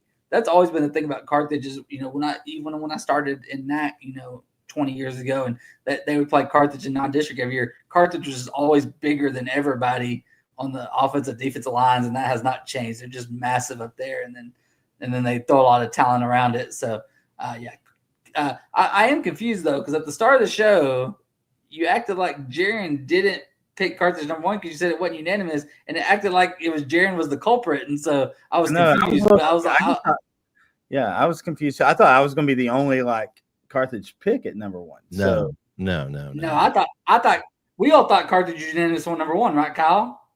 It was really the fact. Yes. It was really the fact that me and Kyle, each other's schools, we were higher than the other one. That was what was really strange. Okay. But was Larry the only one? At the start, we were talking about that Carthage wasn't unanimous. Oh no. Yeah, because it wasn't any of us. No, I never just said Larry that didn't put Carthage at 1. No, we had three people that had Carthage not number 1. Josh Jarrett had them 2. Jeremy Hubbard had them 3, and Larry Pierce had them 4. See, the way y'all were acting at the start, it was like it was Jaron. It was one of us. I thought it was one of us. No. And so I was like, wait, did he pick Texas High first? That was the only other option. So I was like, did he put Texas High first or? No. I will. I mean, I can have some bad takes. Don't get me wrong. Obviously, We know Chapel Hill at 15. I know, and I'm sure. I'll be making up for that one the whole season. But no, this one you pick Carthage. That's what you do. I mean, listen, I probably just upset some Chapel Hill people too when I said Kilgore is going to win state. So I'm probably in the same boat with you. I mean, I don't know. Come on, the water's fine. It'll be all right. That's just a target. They can put picture up and No, I don't want my picture up. Thank you. No. The Bulldogs are going to have a great year. We're taking 3 classes in East Texas and trying to put 15. I know. It's a lot. Spots. Are you kidding me? The Bulldogs will. Kilgore, Chapel Hill, and Carthage all going to have great years. Yeah. We're taking 3 of the and Jefferson too. Okay, hey, Jefferson too. Speaking of controversy, let's look now that we've got our 15. Look at your poll. Who you voted for that didn't get in, and let's talk about those for a second. Okay? Van. I know Van, I have Van on the one. Mine is, I think that it could be a dark horse team. We talked about that district's tough, but the Henderson Lions and getting Coach Meeks back over there, I'm interested to see how that goes. I had them in my poll at 13, and I could see them doing some damage. Now we'll see. They have, I think it's is that Athens week 1, Henderson Athens. I'll be interested to see how that matchup goes. That was a really good game last year. I think it was like a 1 touchdown game. And so I'll be interested to see how Henderson looks against Athens, because that'll be a good test for them early, kind of to see how they are. But that's a team that I could see, kind of being on the outside, jumping in. Besides Van, is there any other? I know we talked about Van a little bit. Is there any other ones that y'all had that you're like, ooh, this team could be a team that we talk about later in the season? I had White House at 15. I mean, okay. I think they're young, but I think, they dealt with a ton of injuries last year at key positions and from the start. So, but they did win 3 of their final 4 regular season games to get into the playoffs. So, and could be recency bias because I just talked to Coach Westerberg on Friday, but I did these polls before I talked to him, so it can't be recency bias. But I think he did. I think he, did a good job with what he had to deal with last year injury wise, and they have a lot of youth coming up. So I put White House at 15. Yeah, I had White House in. I left Van out, not on purpose. It's just, again, one of those, just trying to, you miss folks, and I missed them, and I missed Chapel Hill. But I did have White House in the poll. I mean, I had Chapel Hill in the poll. I just had them lower than everybody else. But it's okay, Jaron. We got Jaron all flustered, dude. I know those Chapel Hill folks, man. Bringing their pitchforks. I've heard stories, and so I'll protect you, Jaron. I know. Wasn't it you? I'm sure KO that had some. Yeah, it wasn't too bad. As a Chapel Hillian, I'll protect you, Jaron. You're good. Don't. He can't protect you all the time, though. Yeah, that's true. No. But I did. I had White House in the bottom there. I think they definitely have some talent. Coach Westerberg's been there, a while now, and now that is a tough district. We know that, but we'll see. But I had him in there. Brandon, you got anybody that you had in your poll that you were looking at that could be a team we talk about later? Well, I had Van, and then and it's gonna be a rough year for him just because like tough district and injuries. But I had Tyler Legacy in there, they've got a quarterback injury. It's gonna. I mean, we've got young sophomore Casey Gray's going to step in there, and we'll see how it goes. But they're a tough district. They got and they got a tough non-district too. So we got to see how they battle through. But I did have them in there, and then I had Van. I think Van lost some stuff.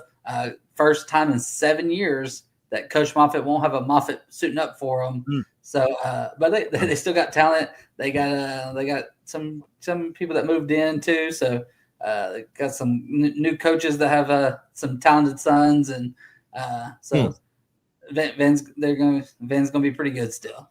Okay, all right. Well, you kind of talked about this. Will kind of lead into our next discussion. We're going to go through the districts, make sure we we hit some of these teams that maybe did make the poll. We're talking about some playoffs kind of predictions and what we think.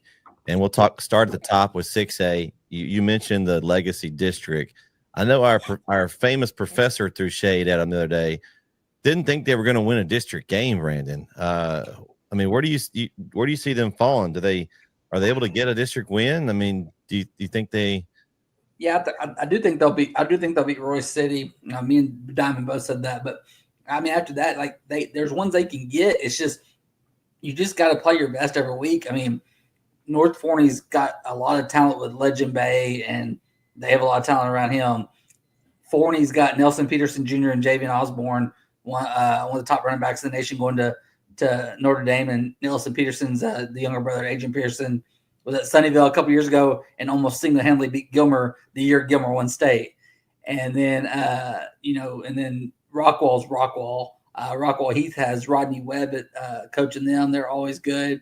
And then Longview. So it's a battle each week. And so, you can be awesome and only win one or two district games. So you got Dave Campbell's got it picked Longview, Rockwall, North Forney, Rockwall Heath as the representatives for this district. We have Longview, Rockwall Heath, and North Forney. So yeah, and we got Forney fifth. That's what I said. Forney, I guess most people predicted them fifth, and they got two of the best weapons in the state. So yeah, no, that whole district, and I broadcasted for North Forney back when I had wrote with Coley Suits and a few other, was led them and Coach Randy Jackson was their coach, and I think they're going to have a good year. Coach Shavers is doing a good job. He'll be in the second year with them. I think that district's really competitive, but I think that 4 through 6 spot is real interesting to see who ends up with that. All right, we go to the slide over. Oh, Kyle's back. Kyle, you got any thoughts on that district? No, I mean, I wish the best for Tyler Legacy. It's just going to be an uphill battle for him. Okay, well, Longview's winning it. Yeah, I think we're all pretty think that Longview is going to take that district. Let's move to 5A, Division 1, District 7 here, as that's the district with Tyler High.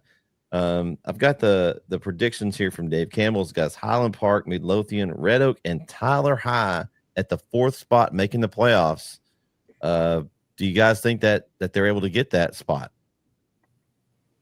I do. That's actually exactly what we have picked too. We got Highland Park, Red Oak, Midlothian, and then Tyler High with Joshua Burleson, Centennial, and Cleburne coming behind. But I talked about Tyler earlier, so I don't really need to repeat. But they've got the talent. But it's a tough district. I mean, we know what Highland Park is.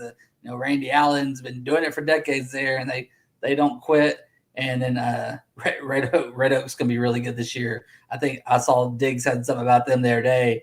I mean, he thinks they can make some big noise, and then Midlothian's got some talent too. So I don't know. They had a really good quarterback last year. I can't remember if he's back or not, but so yeah, it's going to be a battle, but we'll see. I do think Tyler will be a playoff team though. I agree. I think Tyler gets in. I hope so for the city of Tyler. It's been kind of rough sledding here in football over the last several years, and so it would be good to see them just get in the playoffs, especially for Coach Woods trying to continue to grow his program. And so I think, it's going to be tough for Tyler Legacy. We talked about that, but hope it'll be good that Tyler High can make that first round of the playoffs. And hey, once you're in the dance, you just never know, right? All right, let's slide down to 5A. Division 1, District 9 here, where Lufkin is. I think we're on the consensus that Lufkin wins district here. And there's, I think the more question is, can they get a travel? Does that affect them any? That's a lot of traveling, and they're kind of out by themselves. I think that's really, to me, if they can not let the travel affect them, they come home and they sweep district and they get the district championship. Well, it didn't affect them last year when they won district, so I think they'll be fine. And it was better than what it was going to be. I mean, when they were in that that weird spot that they're just kind of out on the island for say. This Dave Campbell has them Lufkin picked obviously first, then Port Arthur Memorial, Barbers Hill, and Galveston Ball as the representatives for that district. How's that match up to what you have, Brandon? I would say it is the let's see, wrong district there. I think I had this with Lufkin, then Port Arthur Memorial, and then Barbers Hill, and then Westbrook. Oh, okay. So Westbrook's 5 in this one, so they just got them flip flop. So okay. Yeah. But Westbrook and Ball about pretty similar, yeah. Yeah, well, and I heard the coach for Ball did an interview over with Tep and Step during coach's school the other day, and I listened to it. And I just think he has a good plan for the school, and so I like having them at 4 in that district. I think he's going to turn that program around a little bit.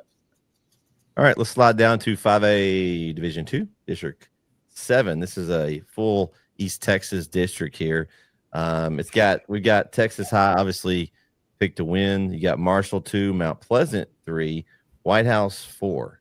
Now, I will say, I have to give Coach Hubbard. He said, watch out for Mount Pleasant. That was his. He wasn't able to be on the show today, but he was high on Mount Pleasant. We didn't see them in our polls, so it's one to watch for. And then, of course, Hallsville, Nacogdoches, Jacksonville finish out the rankings here. I think this one's going to be interesting. Hallsville's always competitive. Nacogdoches is kind of on the edge. Jacksonville with a new coach, we'll see what they do. But this district is going to be interesting because I think Texas High is kind of up here. Then it's Marshall, and then these other ones there's not as much difference between them. And I think there could be some upsets and some things that could be crazy. Of course, last year I think White House, Kyle, you mentioned it, won 3 of the last 4 and got in. So I think it's a little open here in this as far as getting in the playoffs. Yeah, I think the one team I think is going to be much improved is Jacksonville. And Brandon, I don't know if you heard them, the players on Thursday at that fall media day, but they're excited, I think, about the new coach. And I think there's a different energy in Jacksonville. It feels different. I think they're going to be much improved with Coach Stevenson. The players are talking about, accountability is up now with Coach Stevenson, like being on time for things and showing up to things. You're being held accountable for that, where I guess it wasn't happening in the past. So, I think Jacksonville is going to be a lot better. But, yeah, like you said, Texas High, I think, is the top-tier team. And then I think Marshall is a clear-cut number 2. After that, it gets kind of murky. I'm going to put White House at 3. I think White House gets the 3. But I was high on Mount Pleasant last year. If you remember, I was singing the praises of Mount Pleasant. They let me down a lot, but I love Coach Cluley. I think he is awesome. Or maybe Kate is the one doing the actual coaching over there, and not Joe. But but I'm joking. But I do love Coach Cluley over there, and I think that Mount Pleasant's going to be really good, and I think they're going to make the playoffs. At NAC, I like Coach House. They just struggle, man. That they're just kind of tough. I don't think they're there right now. They do have a ton of people coming back. I think 10-10 or 9-10, something like that. They have a lot of people coming back. 9-11. There you go. So they have their entire defense coming back. But like my dad said, Dad was like, well, that's good. They got all 11 coming back. I was like, yeah, but they weren't exactly stopping people last year. So how good is it to have everybody coming back? You know what I mean? But continuity, I think, helps a lot. Hallsville, I just don't know a lot about them, to be honest with you. I think they're still a couple years away from maybe getting back into the playoffs with that. Maybe we'll see what realignment does next year. But I think the 4 teams are those 4 teams. I just think White House and Mount Pleasant will be flipped. Okay. Anybody else got any thoughts on that? Yeah, I mean, Hallsville made the playoffs last year. They came up from the year before where they had that tough 1-9 season. But I think I'm with KO that I'd put White House at number 3, Mount Pleasant at number 4 in that district. Brandon? Yeah, it's going to be a tough district. I can see it going either way. I do think Mount Pleasant's going to be a lot better, though. They got, DeCorian Thompson's one of the best 2A talents in the state. And then they got Texas Tech commit Aiden Johnson on the defensive line. So they got talent. And then what Kyle was saying was about Jacksonville. Yeah, I got to talk to the players and also got to talk to Coach Stevenson the other day. And I like him. I think he's got his work cut out for him this year. Like Jacksonville's been down, especially going back up to 5A. It's a challenge, but I think eventually he's going to get that rolling. And I think we'll see where it may not show up in the win column this year, but like there will be a couple games where like, ooh, like you'll look at your NetSN app, look at the scores, Yeah. and be like, oh whoa, Jacksonville only lost by 2. You know, Jacksonville's has got a lead in the fourth quarter. You know, you'll see that a lot this year where they may not lead to more wins, but they're going to play some teams close, and then be like, oh, Jacksonville's turning that corner, and in a few years he'll have that thing rolling. Yeah, and Kyle was saying. Kyle echoed what you said about talking to the Jacksonville players every day, but also I got to talk to Coach Stevenson that same day. You know, y'all only get the players on that day. While I'm waiting for the players to come to me, I go grab some coaches. So I got to chat with them for a little bit. With as slow as that was moving Thursday, I could have grabbed coaches too if I wanted to. Yeah, we had a little log jam. I was fourth in line, so I was waiting for, especially because. They were getting log jammed up, so I was able to go grab some. And Coach Stevenson, I don't know if you've talked to him yet, but he's great. I haven't. I plan on reaching out to him either this week or next week, but I plan on reaching out to him. Yeah, I saw an interview he did, and I was really impressed. It was just really a really awesome interview, and it was, I think it's gonna be tough this year. Like they're behind on talent right now, but he'll get it rolling. So it'll be interesting to see. We do have realignment here that will be this year, and so I don't know if y'all have heard anything if 7A is there yet. It may be another realignment away, but it could be interesting to see once that happens. It's going to put these numbers where these teams are on the edge. It's going to drop them down a classification, probably more permanent. So you could see a Jacksonville if you ever get that realignment, then they drop down, and that may help them be a little more competitive because they dropped down and we were like, that was like one of the teams like, oh, okay, Jacksonville could make some noise in 4A, and it just didn't work out for them. So, of course, the district they were in was pretty tough too. Then I don't know if it was much easier. They dropped down in the tough 4A district, and they just weren't there and weren't competitive. So I'm as someone that has a connection with Jacksonville, as my in-laws and my wife's from Jacksonville, I hope that corner turns from them because I know. They do have the number 1 rated stadium in the state of Texas by voted on. So great place to play, great atmosphere there. Hopefully that he can get that group turned around. Let's jump over to 4A Division 1, District 7. We do have the Sulphur Springs Wildcats in that district. We talked about this earlier of how impressive this district was. And then Dave Campbell's, they have Salina, Panther Creek, Sulphur Springs, and Aubrey making the playoffs. And just outside the playoffs, we have Jaron's Paris squad. Jaron, does your team have a chance to sneak up in that 4th spot? Well, what are you hearing there? Your Paris inside.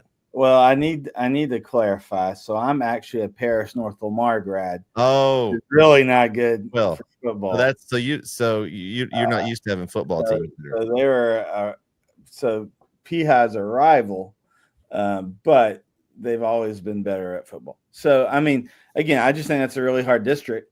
And Paris always put, the Wildcats always put a good team out there. It's just they're always in the log jam of a district. And this year's no difference. Yeah, shout out to Paris. They now have some great coverage up there from our friends up the Northeast as Morgan and Texarkana and Longview Game Day has moved over and now have Paris Game Day, so that'll have some good coverage there in that Paris area. Jaron, that's your area. How does that make you feel that they're getting some good coverage from our friends up north? Yeah, so and I've had a lot of talks with Stephen Johnson, who's kind of the guy that's running that over there for the Game Day crew. Him and I talk quite a bit, and I think they're going to do a great job over there. Those schools deserve coverage, and not just Paris and North Lamar, but you got Prairie Wayne, you got Chisholm, you got some other schools I think all schools deserve good coverage, and so and they just haven't had good video coverage there, and so I think that area's just been a little behind in getting some of that. So I'm excited for them. Brandon, do you have Sulphur Springs in your 3rd spot? How do you have them falling here? I don't have anything because we don't, like I mentioned earlier, we don't cover this district. Right. Okay. Yeah, like this is that's why. How do you feel about those rankings there, just based on? That sounds good. I mean, the teams are awesome. I mean, Salina won. I can't argue with that. So, like, that's just a loaded district. Yeah. What do you think, Kyle? Sulphur Springs 3? Yeah, I think Sulphur's at 3. All right. Speaking of a tough district, we roll down to District 9. Man, this one's tough. We got picked by Dave Campbell's. You've got Kilgore, Chapel Hill, Lindale, Pine Tree. Then you got Henderson, Palestine, Maybank. Man, this one's going to be tough. We talked about it a little bit. Is there you see anybody in that bottom three?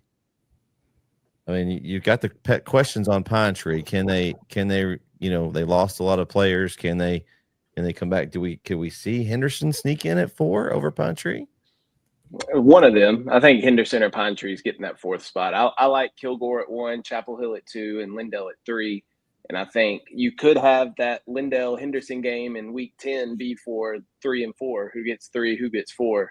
But I mean, Pine Tree is going to be tough too. Like I could see there's 5 playoff teams in this district, I think, and 4 of them are going to get in. Yeah. I also I don't sleep on Palestine either. They got Texas Tech commit Savorian Martin. I mean, and Brett knows this is Palestine always gives Chapel Hill a game. Like the years even Chapel Hill was going to state semis and state final, like they lost to Palestine one of those years. And then the next year they were down and Chapel Hill came back and won. And it was like a field goal game, like 3 straight years. So Palestine, and this is James Ray's, Coach James Ray's second year. And like I said, they got Martin, who's just extreme talent. I wouldn't sleep on Palestine. I could see them kind of, knocking someone off on one night. Like I'm not saying they're going to get in the playoffs, but I could see them knocking off a team, playing maybe playing a spoiler and going into that final game, having a chance to make the playoffs. So I feel bad for Maybank, but I would say I'd be better if they could be in a different district because it's a brutal. Because I think they're going to be better too, but it's just tough. It's tough every Friday night in that district. But I think it's one of those ones where we expect Kilgore to win it, and we expect a lot of people expect Kilgore to go undefeated, but they didn't go undefeated last year. Henderson beat them, so I wouldn't be surprised if they lose. It's like people say about the SEC and the Big Ten. It's just hard to do it every week against that competition. So I think it could be one of those that's mucked up a little bit. Like you've got, some weird scenarios down the stretch. Of course, last year you had Henderson. They won their first 3 games and then lost the last 3 and didn't make it. So this could be very interesting. I agree with you on that, Brandon. I think Palestine is going to be much improved. Coach Reyes did a great job down there in Lumberton. Palestine always has the talent. Like they've got those dudes.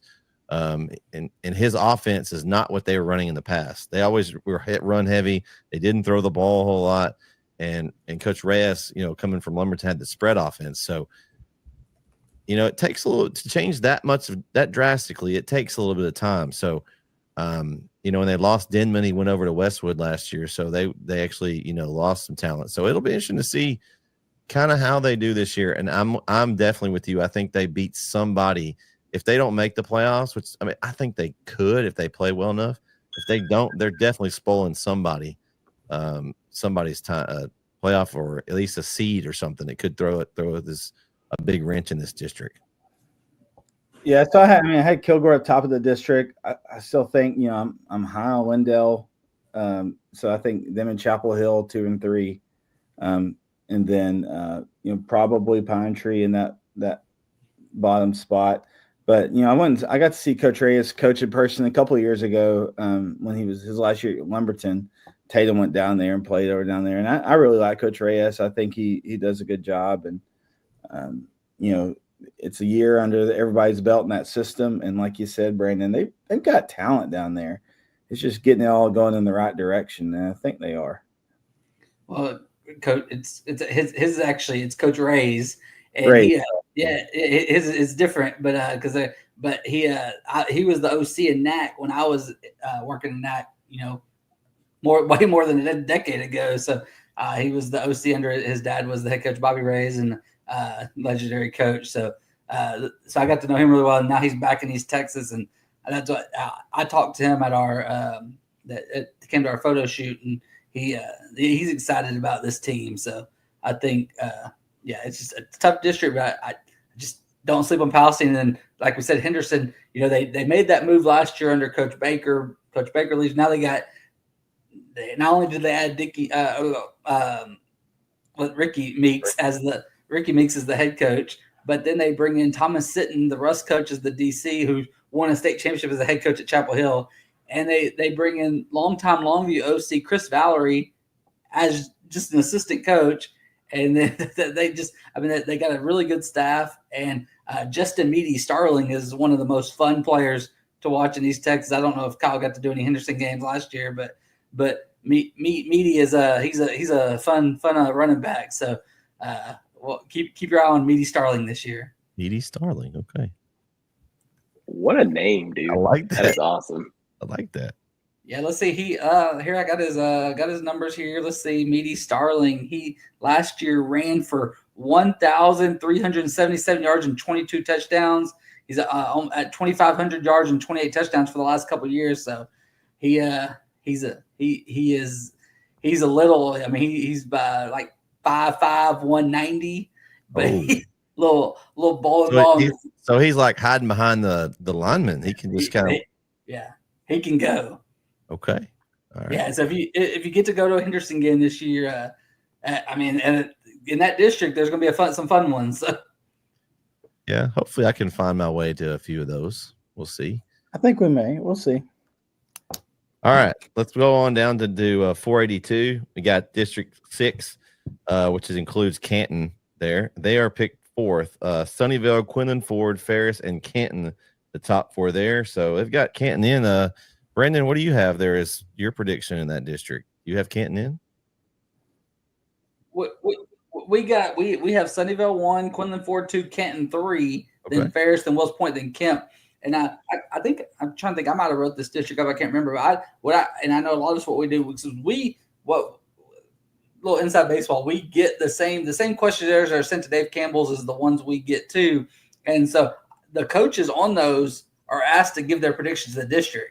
So I take the coaches' predictions and just like we do our polls, and I point total them up. And so basically, when you see our predictions, it's the coaches' predictions. That's what the coaches picked. So people are like, oh, how'd you pick that? I was like, I didn't. That was the district coaches that picked that. I like that. And so, yeah. So yeah. Thanks for ruining kayfabe, Brandon. Appreciate you. Yeah. I just want when people say you picked this, I'm like, no, I did not pick that. Tyler Paper, Unreal. That's a new docuseries coming out. Yeah, I did not pick that. I lean on those district coaches because they see it. They see these teams every week, so and so like they know. So and then, but yeah, so they Canton 3rd, and so Canton.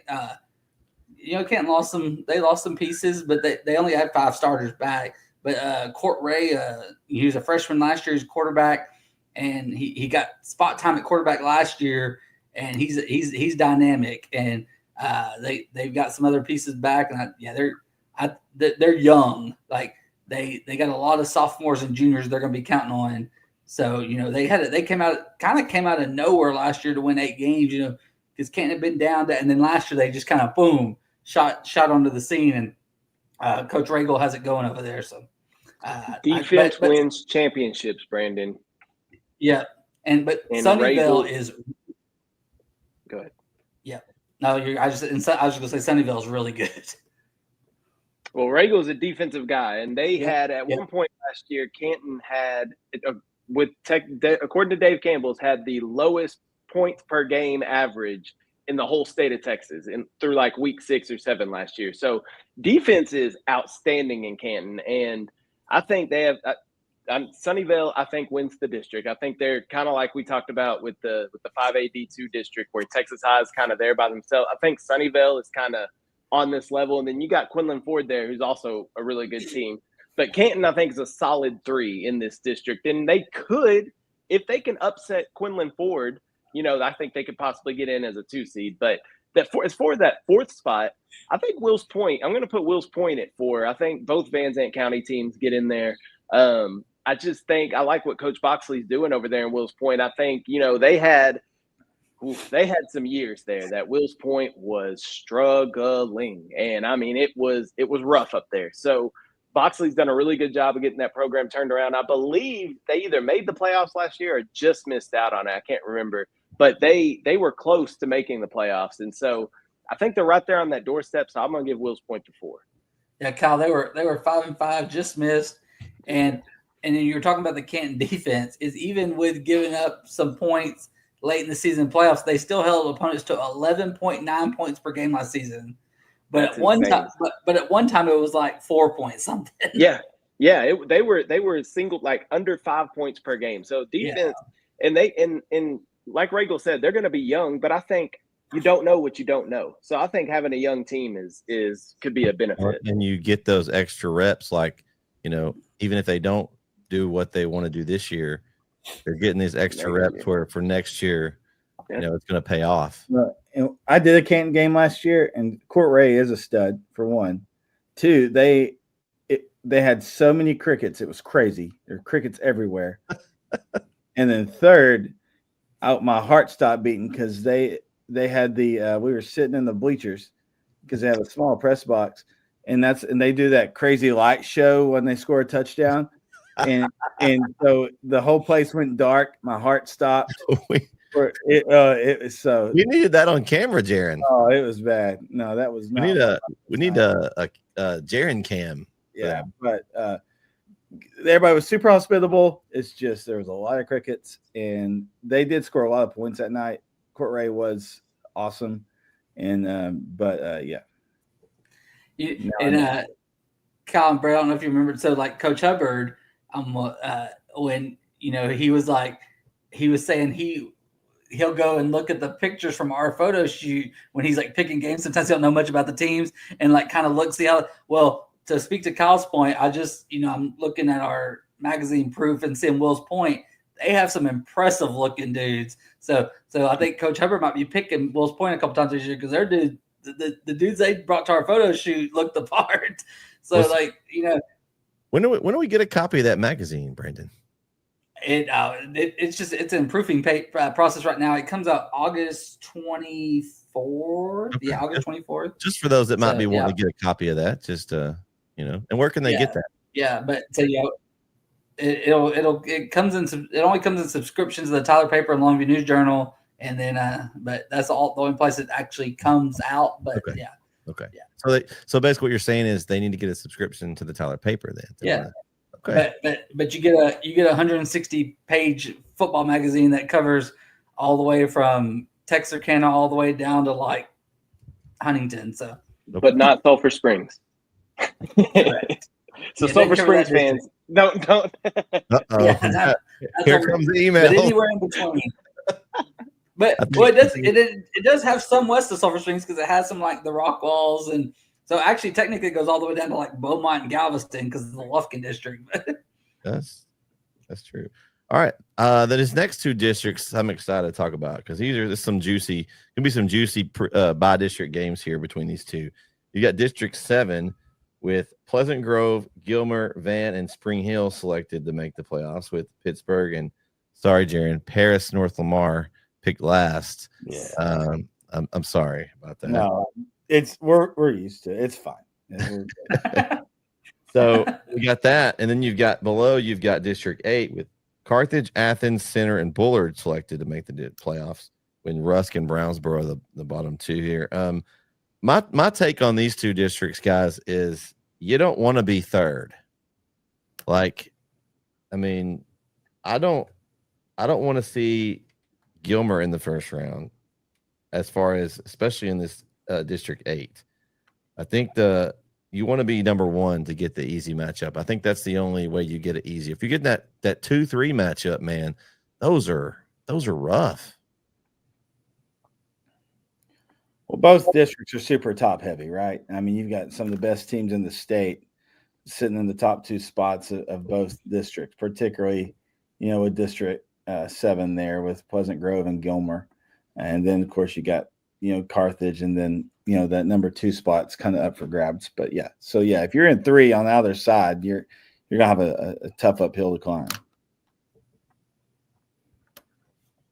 Yeah, I think both these districts are going to be fun this year, but I think both of them have top tiers in there. Like, you got PG in 7-4A and you got Carthage in 8 in District 8. Like, those are your two that should meet later in the playoffs, I think.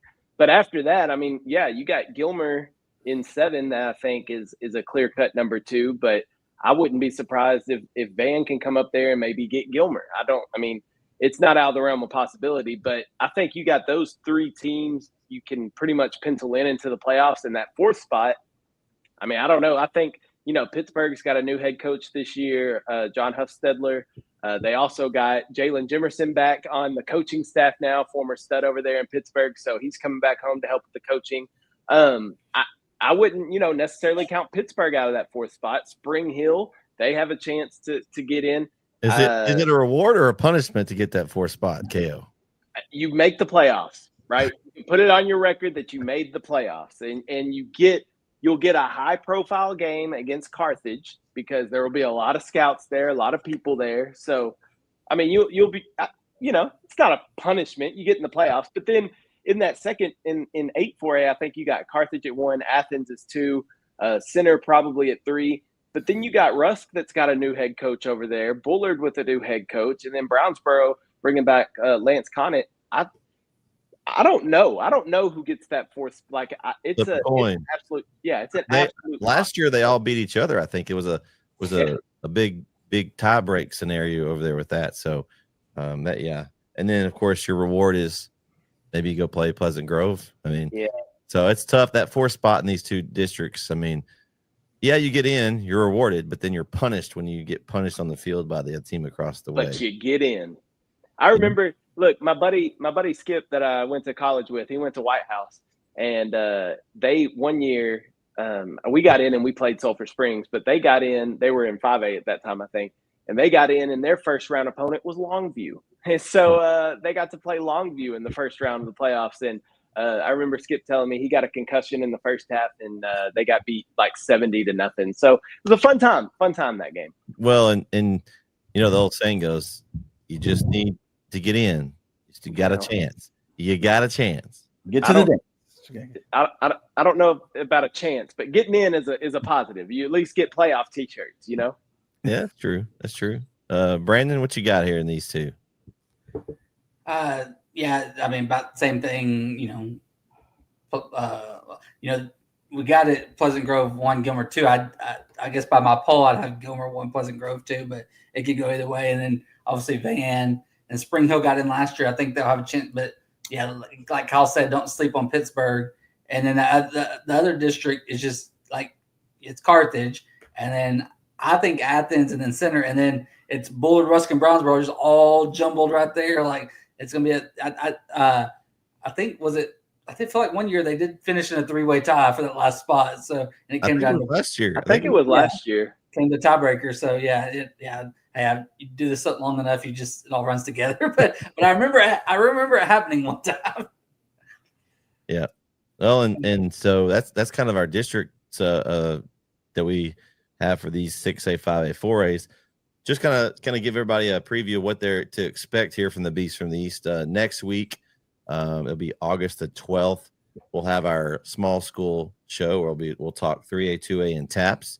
That's going to be an interesting show. You don't want to miss that one because you think this was hard to vote for. That small poll to me was 10 times harder. And there'll be some teams that I'm like, man, you picked them. I should have gotten them in my poll. There'll be a lot of that. So stay tuned for that. Our newest show this year that we're going to have preseason is our big schedule release show. August 19th, we're going to go through our entire week 1 to week 11 NetSN schedule. So we're going to start with week 1. We're going to go down, tell you where we're going to be, talk about those matchups, some ones that we're looking really forward to. So you're not going to want to miss that one. That's going to be August 19th. And then August 26th, we'll back in the pick'ems.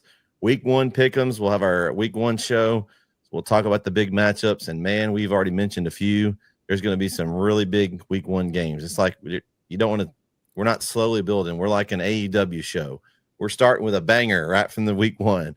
So you're not going to want to miss that either. And guys, it's going to be a fun. Like the root beer or what? What are you talking about?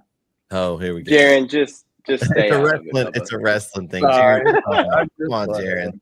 Come on. Yeah, speaking of, we got to get to some. Yeah, we SummerSlams. gotta. We've already watched. SummerSlam was 2 days ago, guys. We'll talk about You're that on right. another show. Y'all are trying to jump ahead. We're jumping ahead. I'm not used to. You're My right. bad. I'm not used to. Yeah. Yeah, I was gonna send it in the private chat, like, hey, yeah. Well, we gotta go. We gotta go catch NXT. Gotta go watch NXT back tonight because My bad. yeah. So yeah, for the fallout from SummerSlam. all right. So I told you it's been a long week in the sun. So I forgot what day it was. yeah. Hey, as we wrap up, any final thoughts on anything we've gone over tonight? Any like things that you're looking forward to in this 6A, 5A, 4A this year? Go Chapel Hill Bulldogs. Go Look at that, Jared. Go Lindell Eagles. Go East Texas. Go East Texas. That's right. Man, what a great to be here with you guys tonight. I'd like to thank everyone that tuned in to tonight's episode of Beast from the East. For Jaron Peoples, Brendan Ogden, Mr. Red Zone OT, K.O. Kahlo, and I'm Mr. NSN, Brett Swinney. Signing off. We'll see you next time right here on the Beast from the East. Good night, everybody.